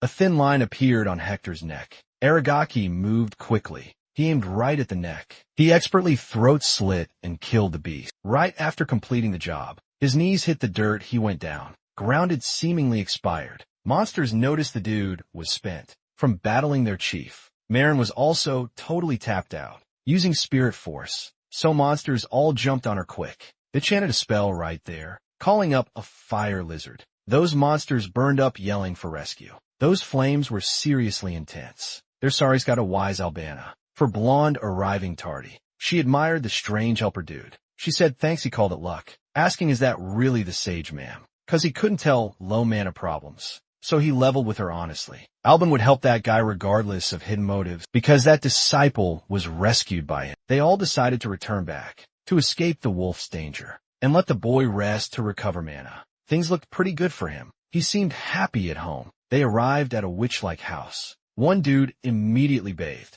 while Alban spoke. Living remotely was to avoid human use, even after retiring. Post-retirement too. That place tested new arrivals. She'd help those who passed. He quickly said he was a candidate. She knew he was 3rd generation. Even the bishop had said so. Prior generations, summoned ones were killed by demon kings. The second summoning happened 4 years back. The first was like 10 years ago. By now, they've all been wiped out, so they banned summoning. Even that sage was against doing it. A third time, however interesting it seemed. Their country in foreign hands was reckless. Araki suddenly told her he killed the archbishop, confirming no more summoning would happen. His words proved the boy wasn't lying. She dealt with the mess she made. Alabama directly like that. She realized she couldn't send him home, not even using magic spells. This crushed his only remaining hope. Summoning was something she could do, but sending them back, she could not. There was no point in researching it. That knowledge was long gone lost to time. Araquidai understood one thing from this. That Demon King elimination was the sole option. Albin chimed in, saying demon cards could also achieve it. Albin felt kinda bad for not helping him, but she knew he would succeed. One thing she was absolutely certain of. It could definitely kill that Demon King. Arajikai also felt determined, and decided if no other way existed, he would simply off the Demon King. Those words carried strong conviction, and Albin just, since this boy really differed from other hero hopefuls. Araki thanked her for the info, and said contact the guild if she must say anything. Albin had other plans brewing, and as Mary exited the bath, she invited the boy to clean up. Sage seized the moment, suggesting taking her as a traveling student. Hearing that simply stunned the mayor. Sage's goal was to meet her. Arai wasn't interested in further talk. He refused to bring a loud girl. The next scene shows Erich walking to the front lines, alongside that loudmouth girl. Good weather was beside him. Even the mayor was confused by the change. In the surrounding locale, it was different days prior. Demons had it in their control. Around the western area, actually, there was a large city, small towns nearby, but that city had fallen already. The army reached the front. Reaching there would take 2 days. He asked folks what occurred. Half the population was wiped out, clearly. The rest forced into labor under control. Mayor was quite informed, and very helpful if handled well. While traveling, a flashback to when he called Mayor aloud. She felt insulted as Albin explained the dead girl's significance to this newcomer essentially. Mayor wanted her to see reality, give survival experience. She hadn't found the right companion. Basically, she was into Araki, lacking ability to proceed, nearing her own limit. Araki communicated his demon infiltration plan, calling it risky, highlighting the danger. Albin let the girl decide. She assessed her life swiftly. She agreed with a purpose. Her eyes 2 colors though. Upon reaching the present time, she was already tired from just 1 day walking, and it seemed she was holding Araquidai back from reaching his goal unexpectedly. Araki decided to help her by lying down, giving her hope of keeping up. For silly reasons they made camp right there, with a bonfire between the two. Mary ate while diagnosing again. He said the journey was dangerous. She could go home if she wanted. He knew she had another reason for being there, and the elf finally spoke. Her own home actually, or her old village, was destroyed by the Demon King's army. It wasn't just humans and demons. They were overwhelming everyone. That's why her brother, mother, and father were killed. They all acted as decoys for her escape. The master picked her up then. Aragaki questioned her true intentions. She revealed her reasons for discipleship and magic, and why she sought knowledge from her teacher. For the past decade, it was purely revenge. To personally kill her family's murderer. That demon's name was Wimberg, one of 4 heavenly kings commanding wind. The reason was quite valid, but Arajai wouldn't fight just for her. Mare wasn't shocked by her master's choice. She had never allowed her to leave home, and sending her with him meant there was a good reason. That's why she'd follow his orders. With that, Araki remembered the flashback again. Elbana praised the guy and gave the child. Elbana knew the way. Her student would die pointlessly if she journeyed solo.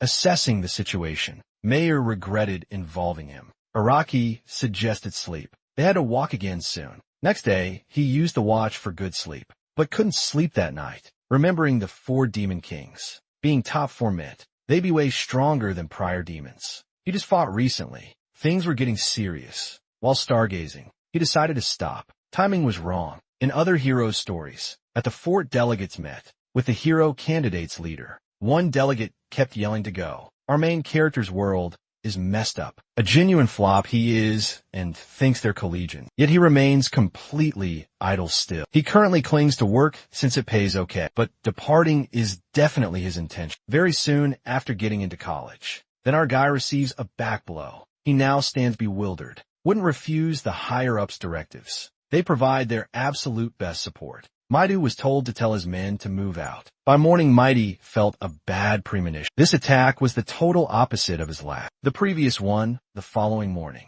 They arrived at nearby Fort Arliss. Hero candidates and knights stood on guard. They did this in the morning. Demons have great night vision, a dangerous task for them to confront. The mission was to kill the group's leader. knowing it would be a high-ranking one. That's why they decided to take the lead. Others had to stall and buy enough time. The others looked determined but tense. They soon got the order to commence. Hembrick gave orders, and the fight began. Soldiers charged the doors in droves. Amelia first faced the demon's long tongue. Our main character's world is messed up. A genuine flop he is, and thinks they're collegians. Yet he remains completely idle still. He currently clings to work since it pays okay, but departing is definitely his intention. Very soon after getting into college. Then our guy receives a back blow. He now stands bewildered. Stonegate was curious about their abilities, and this is the reason. Even hero candidates got on guard instantly. The battle would be one man alone, versus many other candidates by himself. Stony quickly used his ground skill, laying his sword down nearby.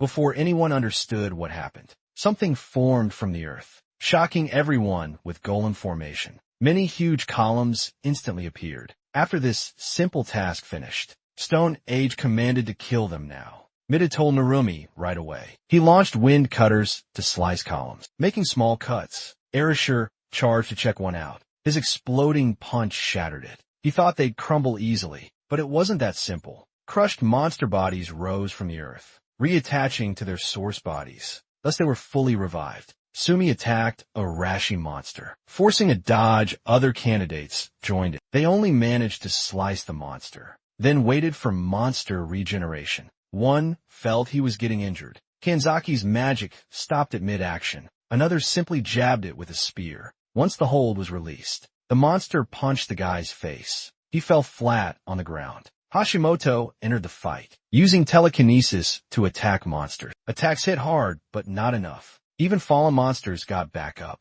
regenerating and rising again. Narubi thought defeat the summoner now. Minu and Erishur dodged the golems, and went straight towards Stone Gaia. That monster hated being underestimated, and again cast earth magic summoning rocks, and aimed them directly at Araikai to attack. He immediately changed his movement, but shockingly, even those rocks changed course and hit. Others worried about him, but he reassured them he was alright, finding an opening, and realizing that monster let his guard down. Arashi attacked from behind with huge explosion. However, when smoke cleared, a sand wall protected that guy like Gaara. That sand even punched Arashi in the gut, making him fall down. Stone Valley disliked the hero's skills that the candidates possessed, as Mido and his group fought, one of 4 heavenly kings. Arai Sakai reached Nutrat, the fallen city. They went through a tunnel underground. A mage's apprentice held a fire lamp they covered their noses. The dirty water smelled really bad. They stayed calm to reach the underground. Demons were stronger at night, so they chose that way. The city was heavily guarded. Like a front line, they reached a spot and left the tunnel. The mayor was the happiest of them. He saw the sky again. Suddenly he felt something. He hid in a big container. Like a chicken, some demons walked by. They talked about being guards in the demon army. Others didn't want to work under it. Both seemed pretty messed up. Their master had yelled at them. They passed Arai Sakai. He recalled the witch they discussed. She was the city's governor. That lady's the space witch target. Sage Albana gave them that name. A woman to help Araki, he said. For the very first time, they'd gather intel before going, and the correct command from Mayor's instruction was never act alone. As they proceeded onward, the whole city was overrun with demons, laughing, drinking in the streets. Araki and the lady were on a high building. He felt doubly disappointed. Araki suddenly took notice. Some humans worked for the demons, and when they didn't, they got beat like slaves. All knew these were the enslaved ones, spared from death during the invasion. While they walked, demons showed madness inflicting torture, and it angered Mare once more. Araki sensed something turn around. He saw the Lady Two Horns, red eyes, and a sullen look, confirming they weren't demons. Instantly, he readied a throwing knife, going on guard. The lady confirmed no battle was coming. Aragaki admired her stealth skills, because it was totally impossible for him to miss an enemy's presence. Right behind him, no less. That girl had already spotted them the moment they breached the barrier. Her crazy spatial art controlled everything. He immediately made a diagnosis. He used appraisal magic. Her stats were incredibly high, higher than anything he'd ever seen. With rare skills, she said she was Isabel, Waldo Demon Kingdom's 5th princess. She asked why they came right away. She wondered if they were spies. Assad knew he'd lose a fight with her. so he answered without hesitation. He told her the whole story's beginning and its current progress. She realized he yearned for home and confirmed its possibility. Arai was pleased to meet the Space Witch, and she held no human hatred. The sole issue for his return required world coordinates. Araki's hopes fell then rose instantly. Coordinate-less return was possible. Back to his own place.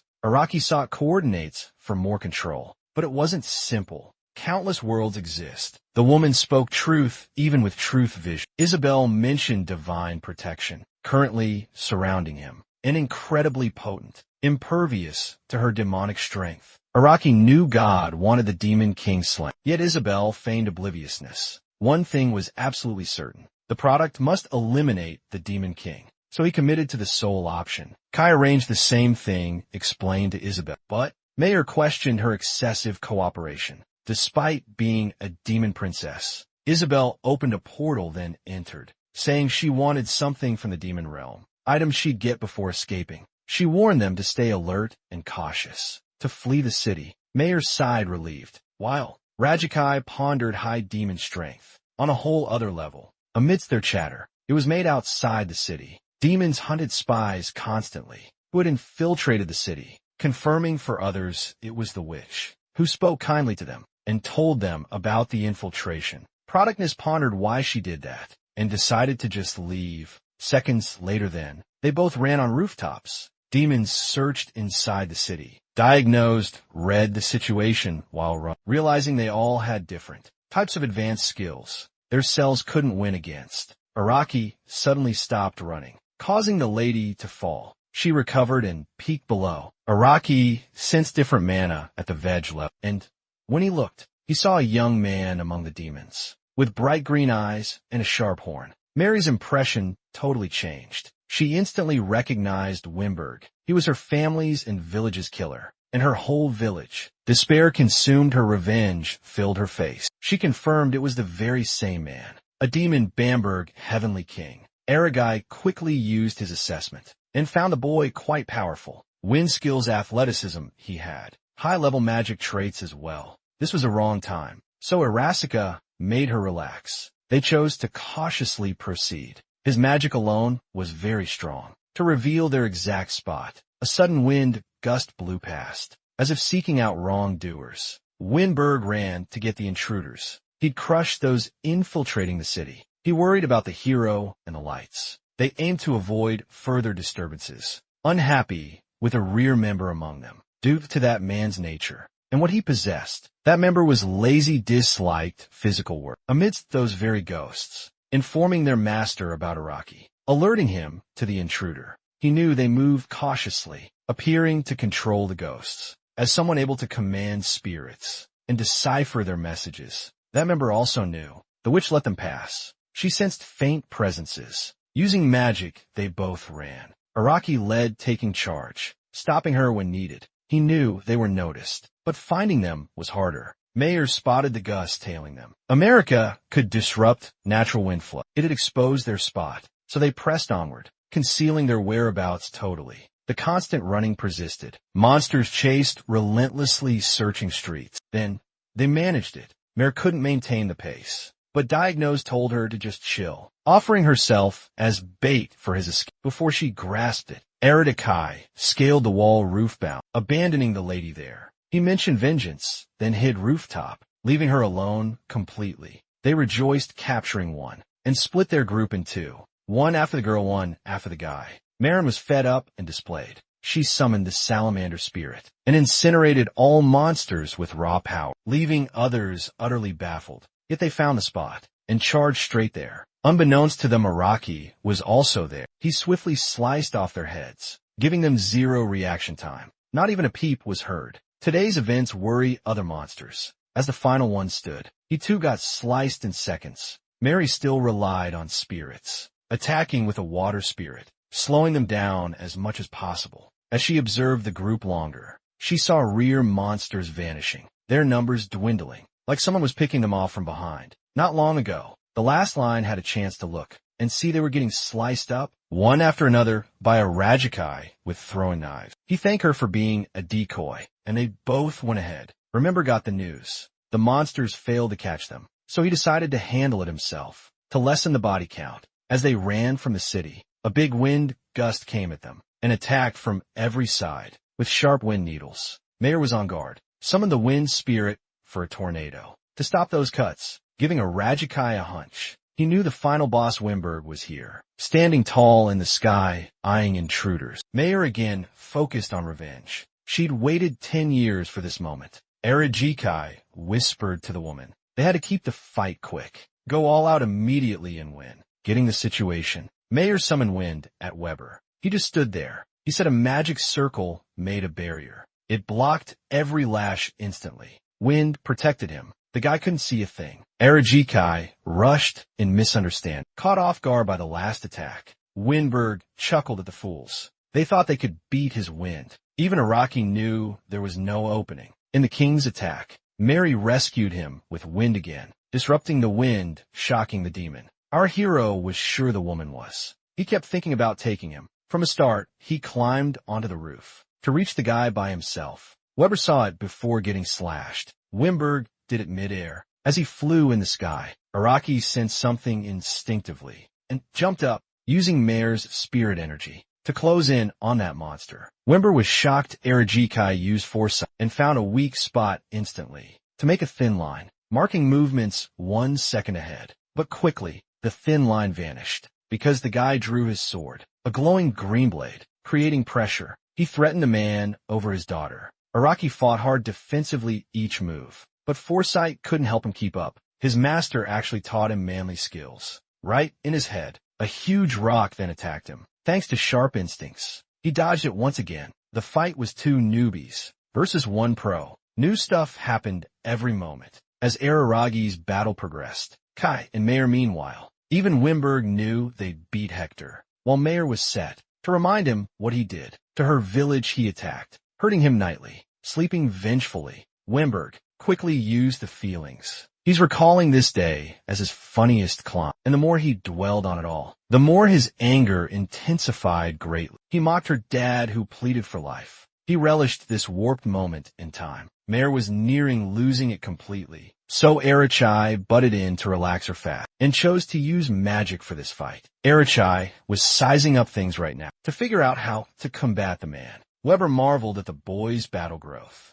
so much so despite just being human. He was toe-to-toe in this very moment. The obvious answer to this question is, he's a hero candidate, clearly it seems, summoned here from a parallel world, because the strongest one right at this time wasn't even on Weber's current list. Araki faced the repercussions, it seems, because he only had 5 minutes remaining. Foresight was about to start working. The mayor suddenly had a bright idea. She whispered to Raji Kai. They exchanged a few quick words. She would handle the other opponent. It'd be a one-on-one showdown. Mayor's wind spirit lifted her, and right then, she commanded earth magic at Wimberg. While airborne, Wimberg shielded against the rocks. It was behind him currently. He was really trying to defend. Aragaki struck from a different angle. He blocked with his sword. Small stones were still by a wall. Mare seemed to have planned this. She quickly summoned the sylph again, and aimed it right at that magic shield, shattering it instantly. Weber was mostly busy defending himself. Against the rock, Araki spotted an opening from Weber's distraction, and upon seeing it, he instantly slashed his hand, disarming it. It seemed his initial goal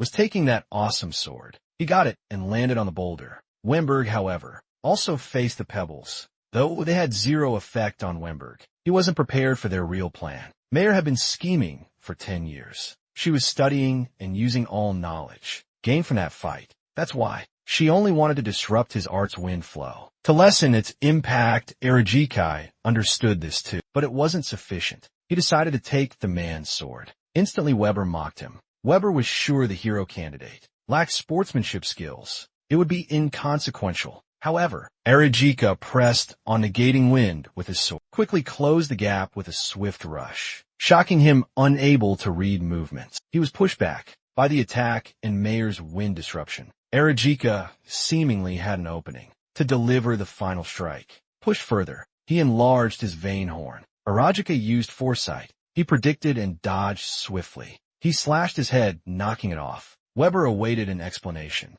on his evolution. Arajika's sole response was, via the holy safeguard talent called mimicry, letting him duplicate enemy powers. Basically, from the start he'd been replicating every skill, which explains his enhanced sword skills, obtained by offing Hector, then added to his stats. Post-fight, he just chilled on the field, checking out his new powers, given by a top-tier demon lord, wondering about true Demon King might, how strong a real Demon King could be. The one whose daughter Isabel was so strong. Anyway, that thought was pointless. Just then, he saw Mary in her post-revenge feels. It was pretty different, cause she felt only relief. Her people were long gone. Best part, she was finally free. Araragi expressed gratitude for her costly battle aid. She felt a little sad considering that, even with 10 years of training under her belt, she needed a rookie hero's help to win. This cute blushing face kid, she quickly thanked him for avenging her. The lady added she was happy to follow him, because if she had been alone, she might have fled or died pointlessly. Araragi inquired about her next move. Revenge was done, and she seemed lost. He suggested a life of peace and pleasure. Mayor had other plans, though. She wanted to stay with him for now, to witness the suffering that would unfold. After the Demon King's death, she insisted on joining him. Ericaz agreed, not verbally, but told her to leave before backup arrived. They both left that place just then. Isabel arrived in Mare via portal looking glum. She praised their strength highly, relieved to have achieved her plan. Afterward, they both returned to the mountain's peak, meeting the sage, who was quite surprised by their quick return so soon. Before her student revealed her true aims, she knew Mayor wanted to travel with the boy. After the blushing subsided completely, the sage told Eradukai about hero candidates, defeated by a heavenly king. He was Earth Kingdom's top official. Stone Gaia survived, but wasn't killed. Their morale was definitely very low. Raijikai's goal was Demon King defeat, so he'd take down the enforcement and go for the Heavenly King's leader. They went to the foot where many soldiers were. Hero candidates were also down. They lay on the ground, getting healed by medics. Leader Midu was among them too. Hannah tried hard to heal her back. Mid-battle this happened. Hemrick and his troops arrived to evacuate, or else they'd be goners for sure. Some had physical, others mental wounds. Top candidates including Grace and a hasty one. The reader shouldered all the responsibility. Next day at Fort Arliss it was. Stone Gaia sat atop the fort. Araquidai watched him from afar, confirming a heavenly demon's presence. His appraisal level had recently increased, and by using that new skill, he could tell even at 75, that man possessed true strength experience, and also S-rank skills. He used advanced appraisal on the guy. He realized he was the true issue. Defense was his big plus, cause it multiply, and using that third skill to find weakness showed no difference or single mark, meaning he must improve himself first. Before fighting him, he must rehearse. Mare knew Heavenly Demon King had physical strength, and earth magic he could wield at length, plus a special boost to his defense. She said earth magic is weak to water hands, but it all depends on the competence and skill level that's in evidence. She could predict his weak spot within. Once knowing what demonic art he'd win, they both decided to go visit the man. Meanwhile, Mina seemed pretty well off then, figuring Rajikai would help in their plight when his classmates shared his resolve to fight and help him cause she wasn't alone in sight, and they truly trusted him with all their might. Those classmates wanted more reliance on them. Mito just laughed at his own silly stress. To make his team stronger, you see, Orshur showed up with his bad boy crew and chose to follow the leader's lead. To beat that stone jerk for sure indeed. Classmates were happy their team was formed. They decided to celebrate the thing. His face got a little bit angry. One of them took on the job quickly, shouldering the burden willingly. Kanzaki worried about lacking a plan clearly. Then Araki Kai called her from under the stairs. She was thrilled he was alive and okay there. He asked about the demon magic's flare Stone Gaia used, so she told him the whole affair. To figure out the answer himself,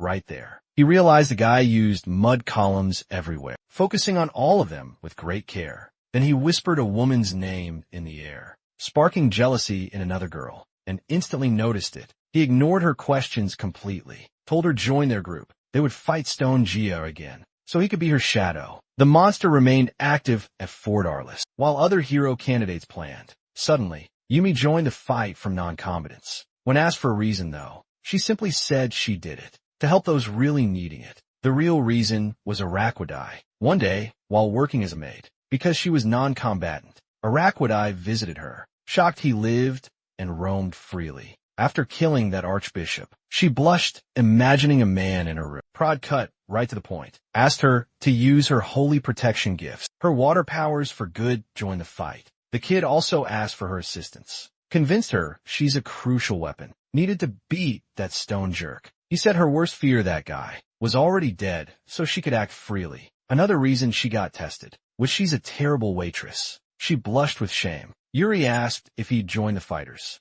Despite being called a traitor, he refused, told her the same. You'll act secretly move like her. Yuna was ready to give it her all, and reviewed the scheme. He tweaked it, informed Kanzaki. She still felt some doubt. Araki figured their friends would try their best. Back during the attack, Minori went over the plan again. They were sure to win. The whole time, Maya saw them at breakfast. Araki told her he trained the classmates to beat the demon. He only gave them clues and let them choose their moves. When the attack happened, finally the time came. Blondie charged forward Arliss soldiers. Monsters targeted them. They didn't learn letting them inside. Both sides crashed hard. Soldiers cleared a path. Meanwhile, the leader saw a big smile watching from a fort as Stone Gaia. He seemed to await their arrival. Upon reaching the last boss's gate, Erasure smashed it using an explosive punch. This time things looked different though. Stone Gaia was ready and waiting. His MUD golem blocked the path. A quick glance up above showed Araquidai and the mayor watching the fight. From Little Lee, they observed. The battle was mud golems versus heroes. The leader stepped up and drew his sword.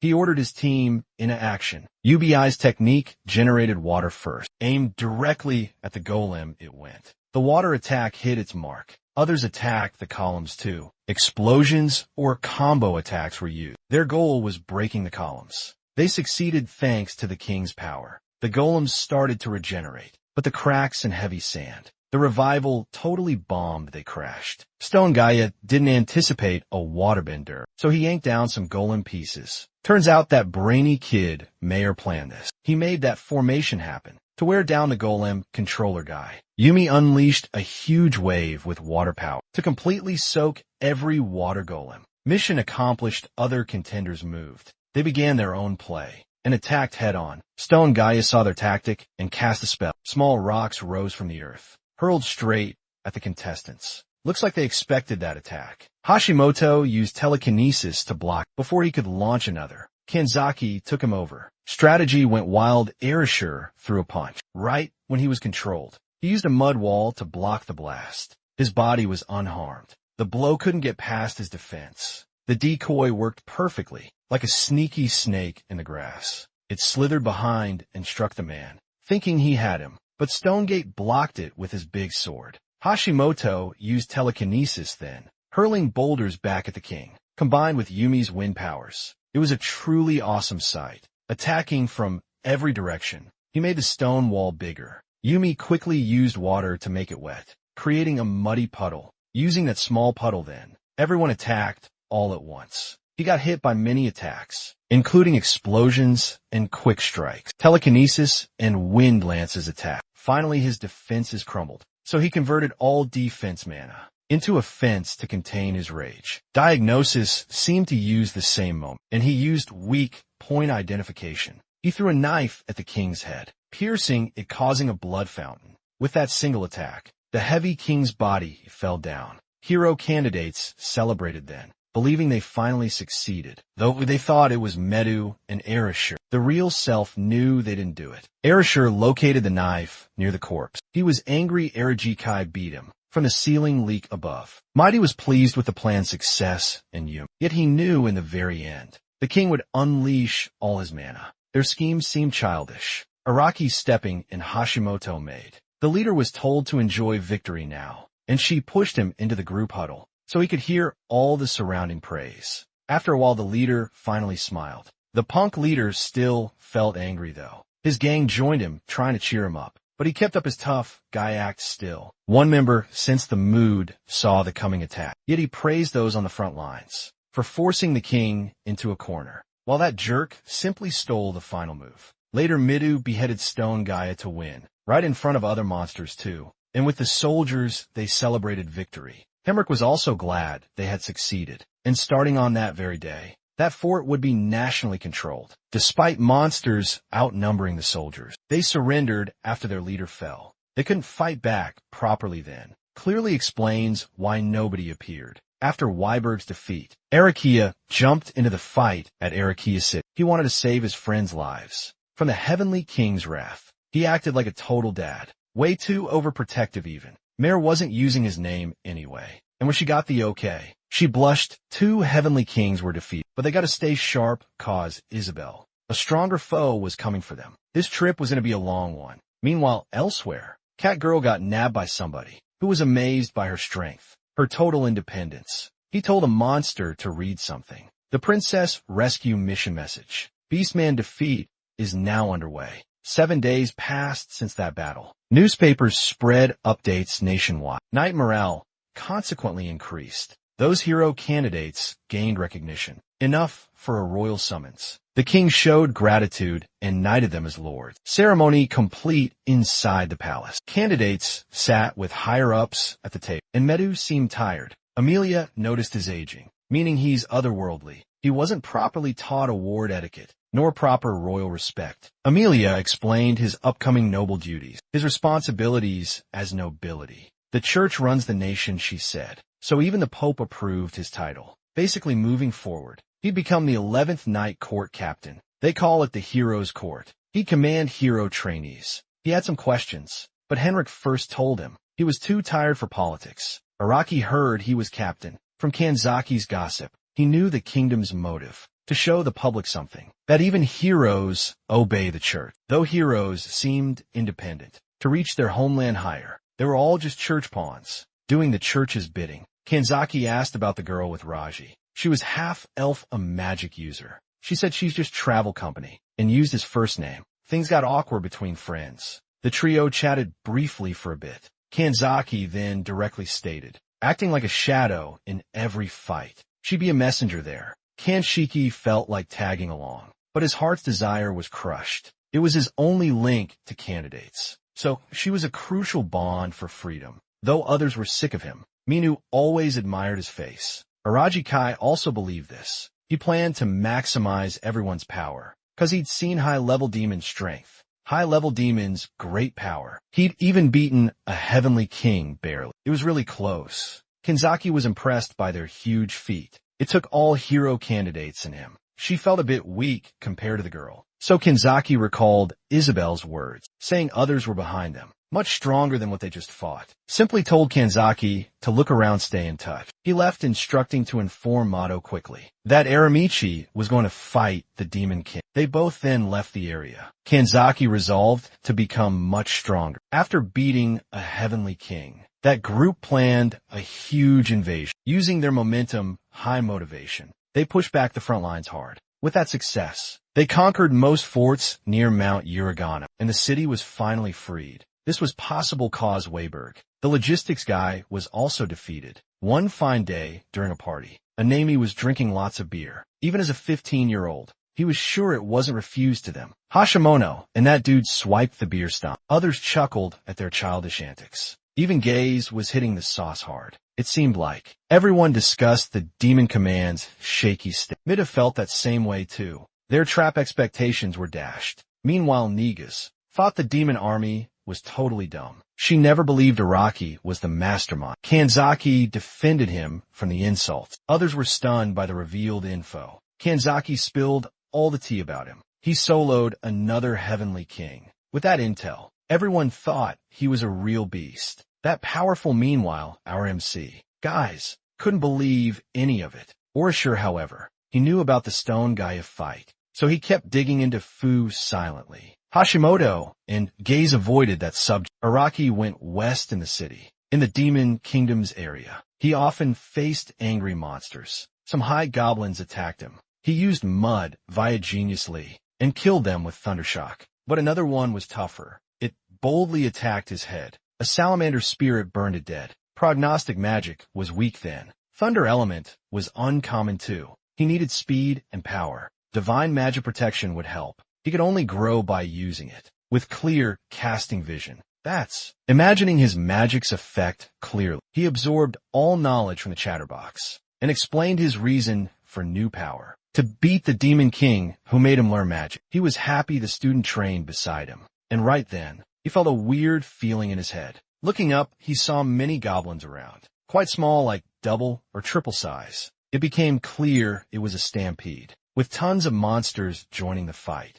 Against the two of them, Aragaki instantly used Thundershock on them all, and though it did a little something, it couldn't kill all the goblins at once. Firepower was insufficient, and seizing the opportunity, a goblin attacked him from behind, making him dodge and get to the tree. He moved fast and kept moving, making the monsters all confused. Then he threw knives at their vulnerabilities. It was easy for him. He wanted to master magic skill. Meanwhile, another monster attacked his back. The men sliced it midair. He fueled his body with mana instantly. He sliced up other monsters unharmed. During this whole time, he kept his distance, traveling through trees. An orc saw him break the tree trunk. A Rajakai fell right then. He then realized that he faced very many monsters. The big boss was now even with them. Meanwhile, elsewhere, Mayor burned monsters with her fire spirit. But though she felt frustrated by the monster horde, they both chose to leave the area. But a Rajakai moved suddenly. He'd sliced each and every single one. Even the boss, they ran the mayor too.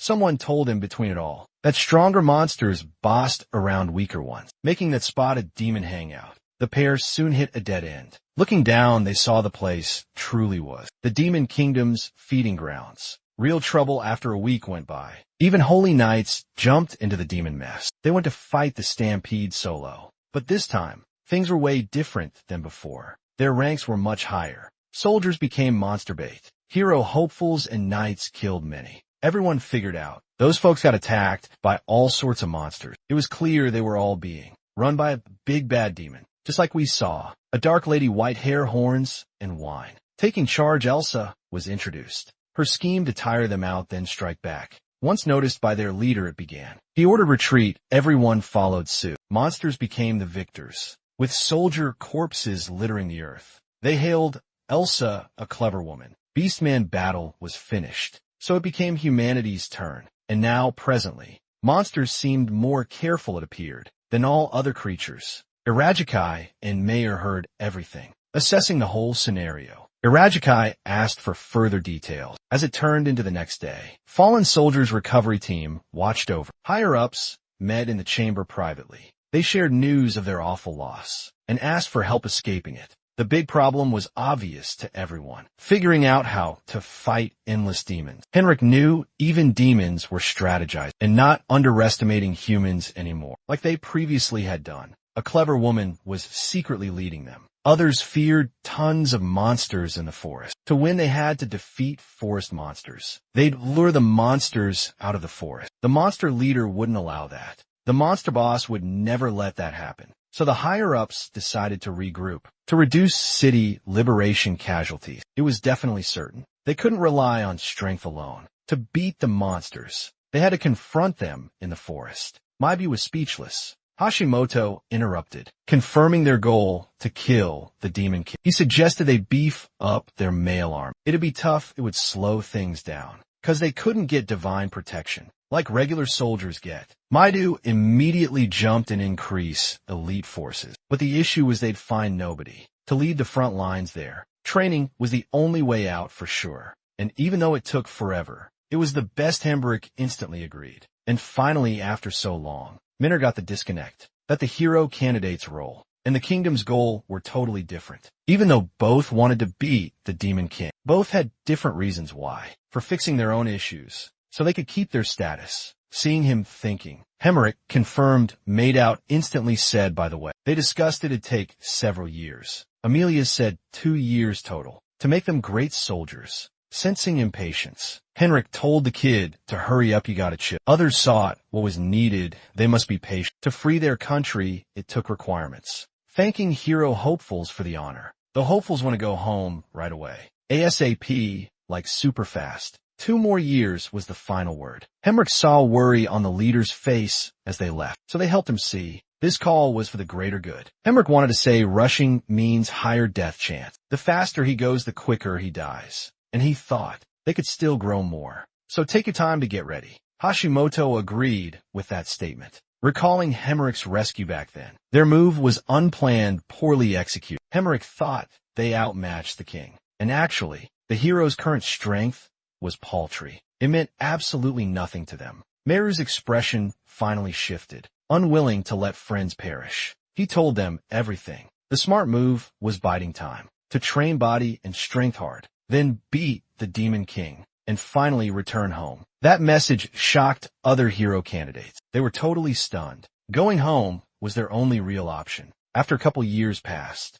Mitter tried showing them the true escape. And for some reason, Orishur hated that awful joke on him. Mito grasped the meaning. He felt they must proceed alone, to beat the demon. King Urashi felt those guys unnecessary. For once in mammal history, Mito got mad at that statement. Everyone's thinking shifted. They must defeat Demon King. Not just the demon army, though. Minner felt victory would cost lives. He wasn't willing to pay that price. He wasn't prepared for that. The two leaders clashed, the fake and the real leader. The fake lost his cool predictably. He attacked with an explosion. Mater too used his sword as a shield and blocked the explosion. It didn't affect him. So Mito then asked Rashi to train before proceeding, suddenly before continuing on their way. They both were chained up. Kanzaki was using domination, it turned out. Power over them both. Erishur, annoyed, broke free from the domination. Huge difference in thinking existed between both leaders, though. Agreement mostly with Mitu's thought process. Many classmates supported Mitu's ideas and terms. One culprit Carrie showed up. She sided with Erishur, wanted to get home quickly. She remembered her mother's condition, never wanting to leave her alone. A few others agreed with Erishur.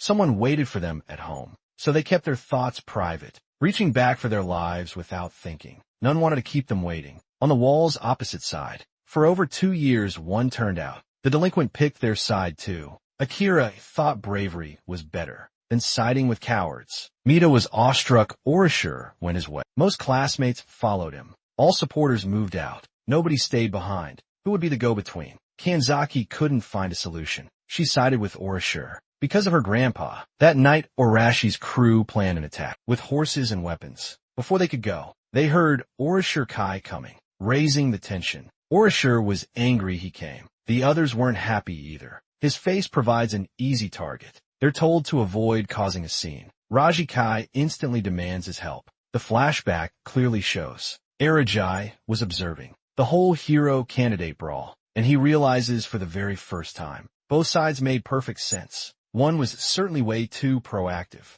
and the other side, conversely. The kingdom's way was far too passive. Arashi's method was the riskiest. 3 options to escape this mess. Firstly, there's the option to change the leadership's minds, but risk getting themselves exiled. Right now, though, definitely, Manhwa won't be agreeing. Secondly, they could try guerrilla warfare instead of direct confrontation. The demonic kingdom was disunited. They could start a civil war with that. But Erishur lacked the skill. The last option was moving on, using intel from the previous fight to make the Kaiman army mobilize. Back in the present moment, a bonfire meeting was underway. Araragi spoke of the feline princess, captured by the demonic forces she was. Amidst all the information, each candidate had different thoughts. Orishur couldn't grasp the discussion. Why bring up a beastman topic? A neutral southern country existed. No sides taken with demon or man. His plan was to seek their aid. They possessed stronger soldiers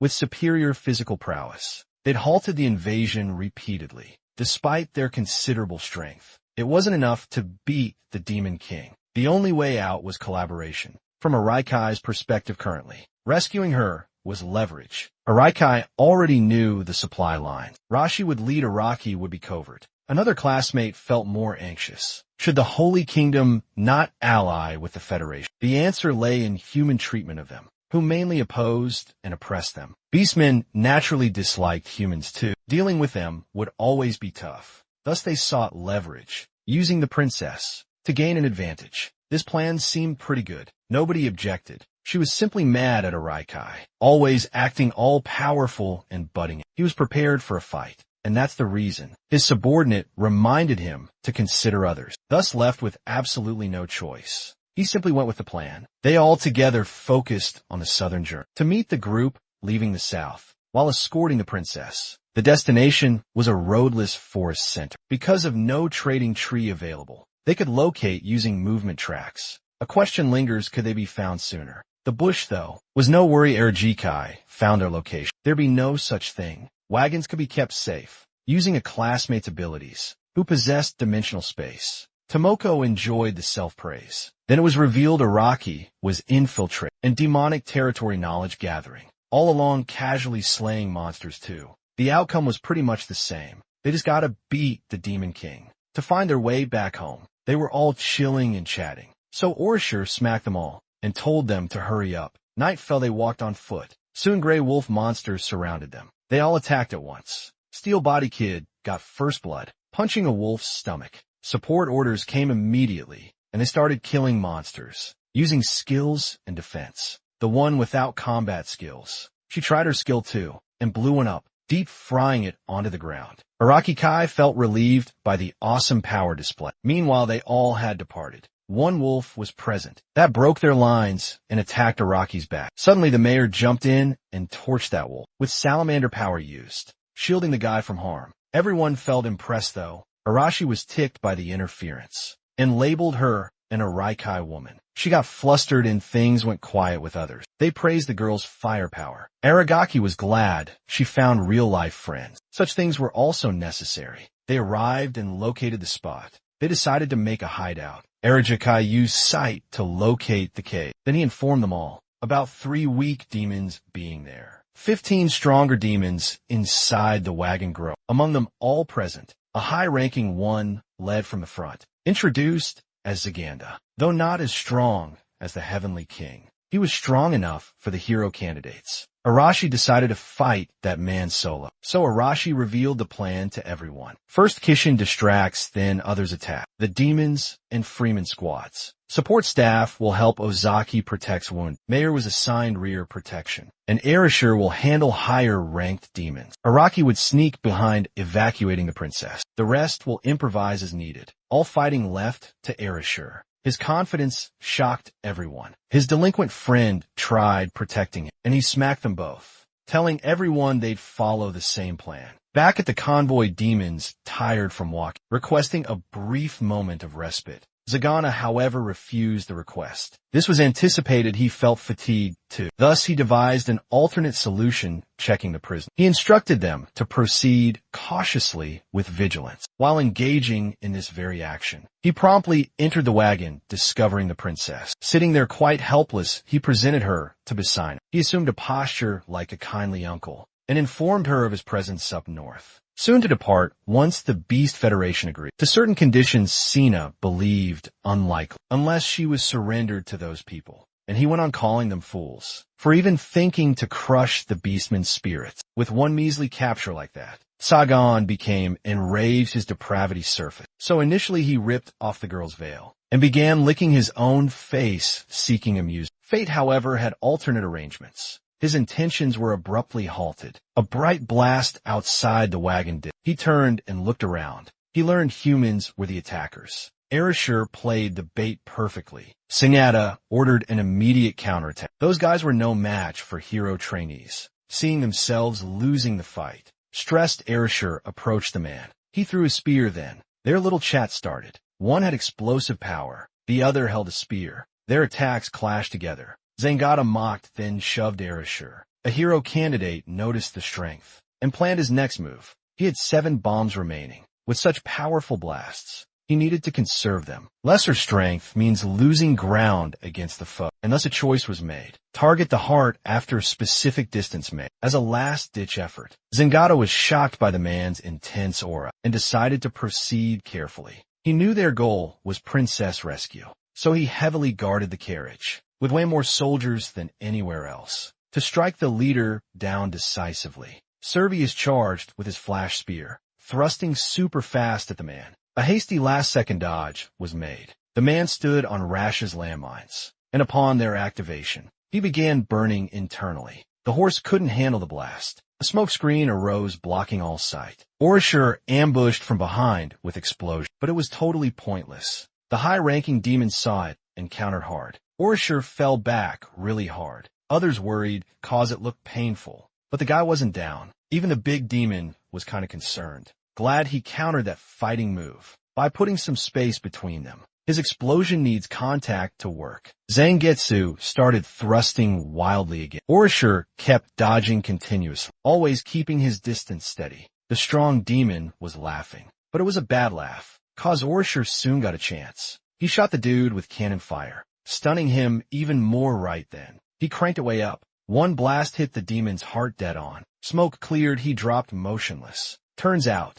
Rashi got a holy shield new skill. It's like cannon fire protection. Hero trainees felt joyful, but demons grew restless. And once their ranks broke, the crew sees a monster-killing chance. Aragaki moved according to plan. He found the lady helpless at the wagon. A human helping her stunned her. Aragaki quickly drew his knife, freed her from those cuffs, said those humans wanted to use her. They wanted her for their benefit. She wasn't going to lie anyway. So the princess used her partial power, vacation power, and attacked Aragaki. Aragaki dodged, easily went on guard, faced the girl, praised Beastman's skill. Suddenly, thunder shocked her down, right onto the ground. Magic resisted her by grabbing her hand. The attack was meant to disable foes. A question popped into the girl's head. How could a human possess such strength? She was prepared to be with obedient humans. Meanwhile, only a single monster remained for hero candidates to eliminate. As the very last one lingered,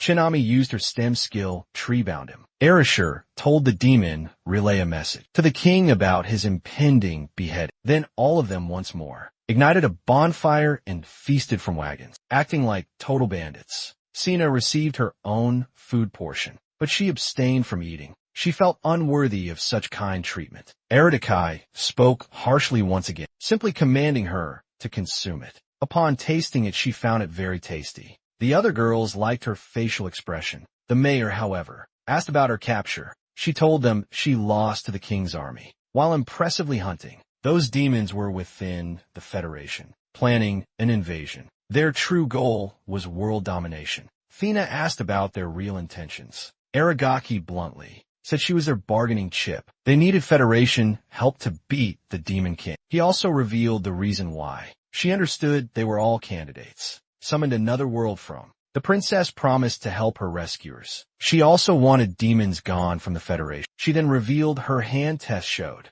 a Federation high-ranking spy. Once the task finished, they returned to the city, maybe honed his sports skills. Guys reported Orashi's group's return. Meanwhile, soldiers ordered everyone to flee and return calmly composed. Erishur requested Amelia be called for a talk. Soldiers insisted on arresting them. Those men couldn't possibly succeed at defeating hero candidates. So to protect them, Kanzaki used domination to halt the soldiers. Stunned, they wondered if she betrayed them. Narumi calmed them for discussion. They all agreed, angering Erishur, revealing his true self. They would discuss matters calmly together. And so, they moved to the conference room to talk. Erishur sat legs crossed upon the table. High-ranking officers disliked this attitude. Irishai wasn't about to just let that happen. For everyone's good, really. He showed respect, putting his leg down. He called in Kanamai and Beastman Princess Sina. She was introduced to everyone as the princess, shocking absolutely everyone present. She confirmed it and told them something else.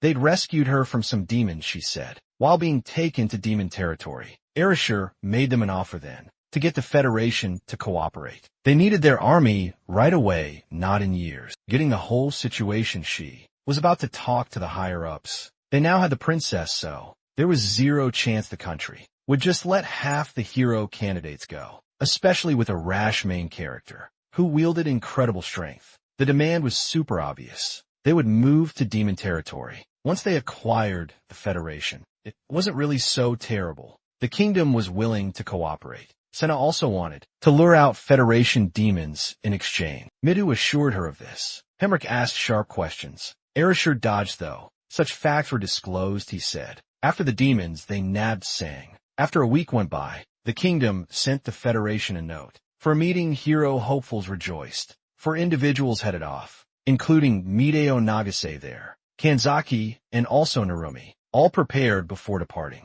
Henrik would serve as the leader.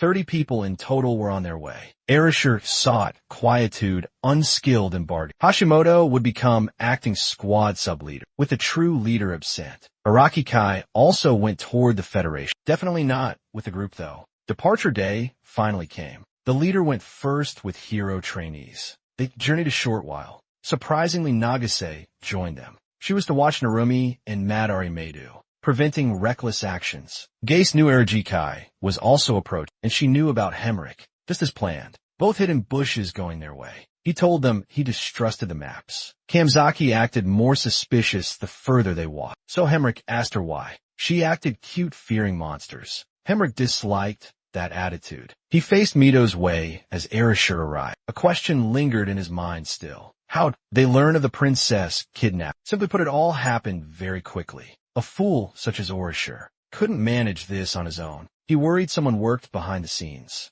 secretly seeking information. Mito's look suddenly changed. He got his answer. Arumi felt worried. He knew a kingdom culprit was indeed acting up, definitely facing punishment if found out. Then Naigai showed up for the rescue. But Henrik seemed to already know. The mastermind was Arajikai, that so-called saint killer guy. The leader himself confirmed this. But Henrik would give no punishment. He was grateful for her death. He worried the man was watching them because of how Kanzaki acted, and as they went behind to check, she found no answer and went pale. Then Raijikai knew everything was exposed, so he emerged from the bushes. The beast man said he'd rescued her. Arajikai was impressed by the guy, figuring it out with little information. Hembrick asked if he killed Winberg. Lots of information had changed, and Nagise was the most angry. She wouldn't calm down, even with interference, still calling him traitor, demanding he speak up. Arajuki acted calmer, making her get hotter. She fired a spell at his face, attacking. Mary also went on guard before Kanzaki's domination magic. Fire hit Arajuki hard. Massive smoke surprised everybody. As smoke cleared out, Arai Hikari dodged it, then blasted MC guys down. Suddenly she cast way more fireballs. Arai Hikari used thunder magic to stop her spell and dropped her motionless. Stunned MC guys got criticized by the dude for neglecting her training. Mina saw Erika's significant improvement. Nat guys firmly refused to accept it though. She was getting angry again. So Kanzaki used domination magic to freeze her. Night fell, they all set up camp. They explained to Henrik why they killed the one who made them do improper tasks. Things not meant for them. Hero candidates were split in half. One side believed he did right. The other thought he messed up. Nagase belonged to the opposing faction, never believing his motive was classmates. She also doubted his desire to return home, while accompanied by an attractive woman. This shocked even the mayor, their connections. Mito joined, seeking Arajikai's assistance. Henrik didn't even mind him, willing to falsify documents for this. Nakagawa joined the game. Araki agreed too. Their ultimate objectives were identical. Later, Araki questioned Henrik's loyalty, since trust can't be absolute. Nobody can be completely trusted ever. Maidu had reasons for his honesty. He showed Erikai the leader's chosen path. There was no escape afterwards. The group traveled for numerous days, nearing their destination. Anna proposed visiting the border city. Their convoy was ambushed after clearing. They were clearly encircled by beastmen, who attempted to take over. The group's leader summoned more subordinates, inquiring about their visit's purpose, and they were fully surrounded. Mitra somehow soothed everyone, mentioning a Federation alliance. Beastmen weren't prepared for such a thing with their previous tormentors. Sina then showed herself to their leader, emerging from the wagon. She said those humans saved her. They would return her. But Room seemed uninterested in talking. Sir Henrik had to order an attack, without intent to kill Sina. Harshal described her group. Requesting Araikis non-lethal decapitati. He assigned Maidu that job. Maidu readily agreed. He dominated, crushing those guys, barehanded with lightning speed. Nobody could handle him. Kanzaki dealt with the back archer. She expertly dominated, succeeding. Others leaped out of the trees. The mayor summoned her spirit, repelling them with magic. Nagas, however, avoided the fight completely. Her flames were dangerously uncontrolled. Ru knew she would lose, yet those calming words did nothing. She attacked him with her sword. Caught by 2 fingers, her hands trembled. Sina urged her to hear the humans. With the story finished, every beast kneeled down, apologizing for their actions. She apologized repeatedly, even after the leader and Araragi Kai praised her, who then proposed directly, forming an alliance between their nations. Moreover, he wanted to meet the higher-ups about it. Sienna agreed they'd return her to the capital. An emotional reunion ensued between the friends. The whole delegation was treated respectfully. They went to meet the parliament's chief, the organization leading the country. A huge building grander than actual parliament. Its size stunned even hero candidates. They couldn't proceed further from there. Parliamentary council permission was required. Mitra decided to handle it himself. Some very important people were present, walking in the capital city. They seemed unhappy about the humans' arrival. Constant chatter filled the place. Arajikai sensed fear, not hatred, emanating from those beast men. Marubi found it a natural response. Henrik thought the chief would hate them, the one they were about to meet. The Federation leader soon emerged, brown-haired and robed. He asked about his daughter. Overjoyed, she was truly okay. After the reunion, he asked if a human saved her. She said yes very gratefully. He said he was Alto Sina's dad, and thanked them for the rescue. Hamrick introduced himself properly. Discussion moved to the parliament table. Beastmen on one side, humans the other. Irajakai made the proposal. He asked them to accept. Alto quickly agreed, since they saved his girl. Other chiefs started commenting then. Edgar was positioned on the right flank, while Camillo occupied the left, unprepared to join the alliance. The fishmen even backed her up. Max and the document tribe sided with the left too, and considered rewarding them nicely for the rescue. Everyone was sick of the prior prejudice they previously endured. Then another chief supported him. Hammer said they shared a similar objective. Max rose abruptly, refusing any assistance whatsoever. Edgar stayed cool and collected, asking what help they needed. Henrik hesitated a bit. Menu said they wanted immediate task completion by killing the Demon King right away. That was quite the unusual statement, silencing everyone else present. Edgar, impressed, let out a strange chuckle. Mighty once more reiterated defeating the Demon King and requested assistance. Alto also thought accepting help was wise. Edgar immediately concurred, knowing kingdom defeat meant Federation next. The Federation would then be next in line. Bird leader disagreed due to human distrust. The fishermen felt exactly the same way too. Neil also refused corporate formation, despite deciding to already help humans. Maturity opposed the denial. So Edgar made a clever move, requesting time for consideration, and postponed the decision briefly. Alto agreed and invited all for treats. Other Beastmen chiefs remained firm. Arajikai instantly appraised Neil for info. They then headed to the feline chief's home. A feast was ready on the dining table for the guests who appeared human. Alto kept thanking them for saving his kid, but the food wasn't something people could eat. Arajaki enjoyed some shrimp.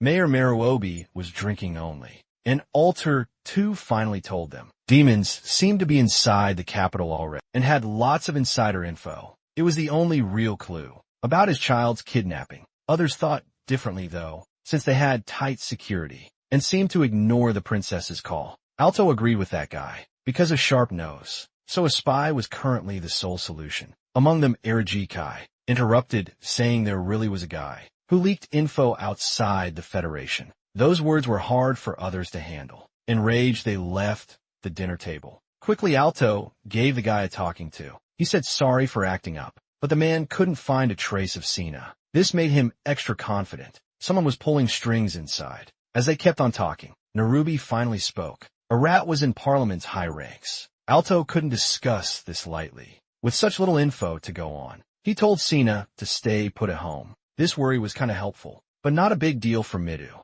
So he asked what's up with the team up. He was powerless to act. He couldn't change other people's minds. And right now, they were outnumbered by those against teaming up. Nevertheless, Alto was prepared to try his utmost to sway others. And Hemrick was about to participate as well. That night, Araikai found himself unable to sleep comfortably, so he sought help to wander and gather intel. Just then, he immediately told her about the status he saw. Niels' status showed brainwashing. He also revealed his own eye power, and knew Beastmen couldn't use magic. Like others, it was clearly demonic influence. And Sina recalled something too. His speech was strange earlier, lacking solid proof. They couldn't confront the chief directly, but Sina felt his dad would trust him, since he had rescued his daughter. Suddenly Alto joined in, saying more than just the scent. Their hearing was also much stronger. He would follow Rajikai's instructions. Since he agreed, the boy acted strange. During the meeting today,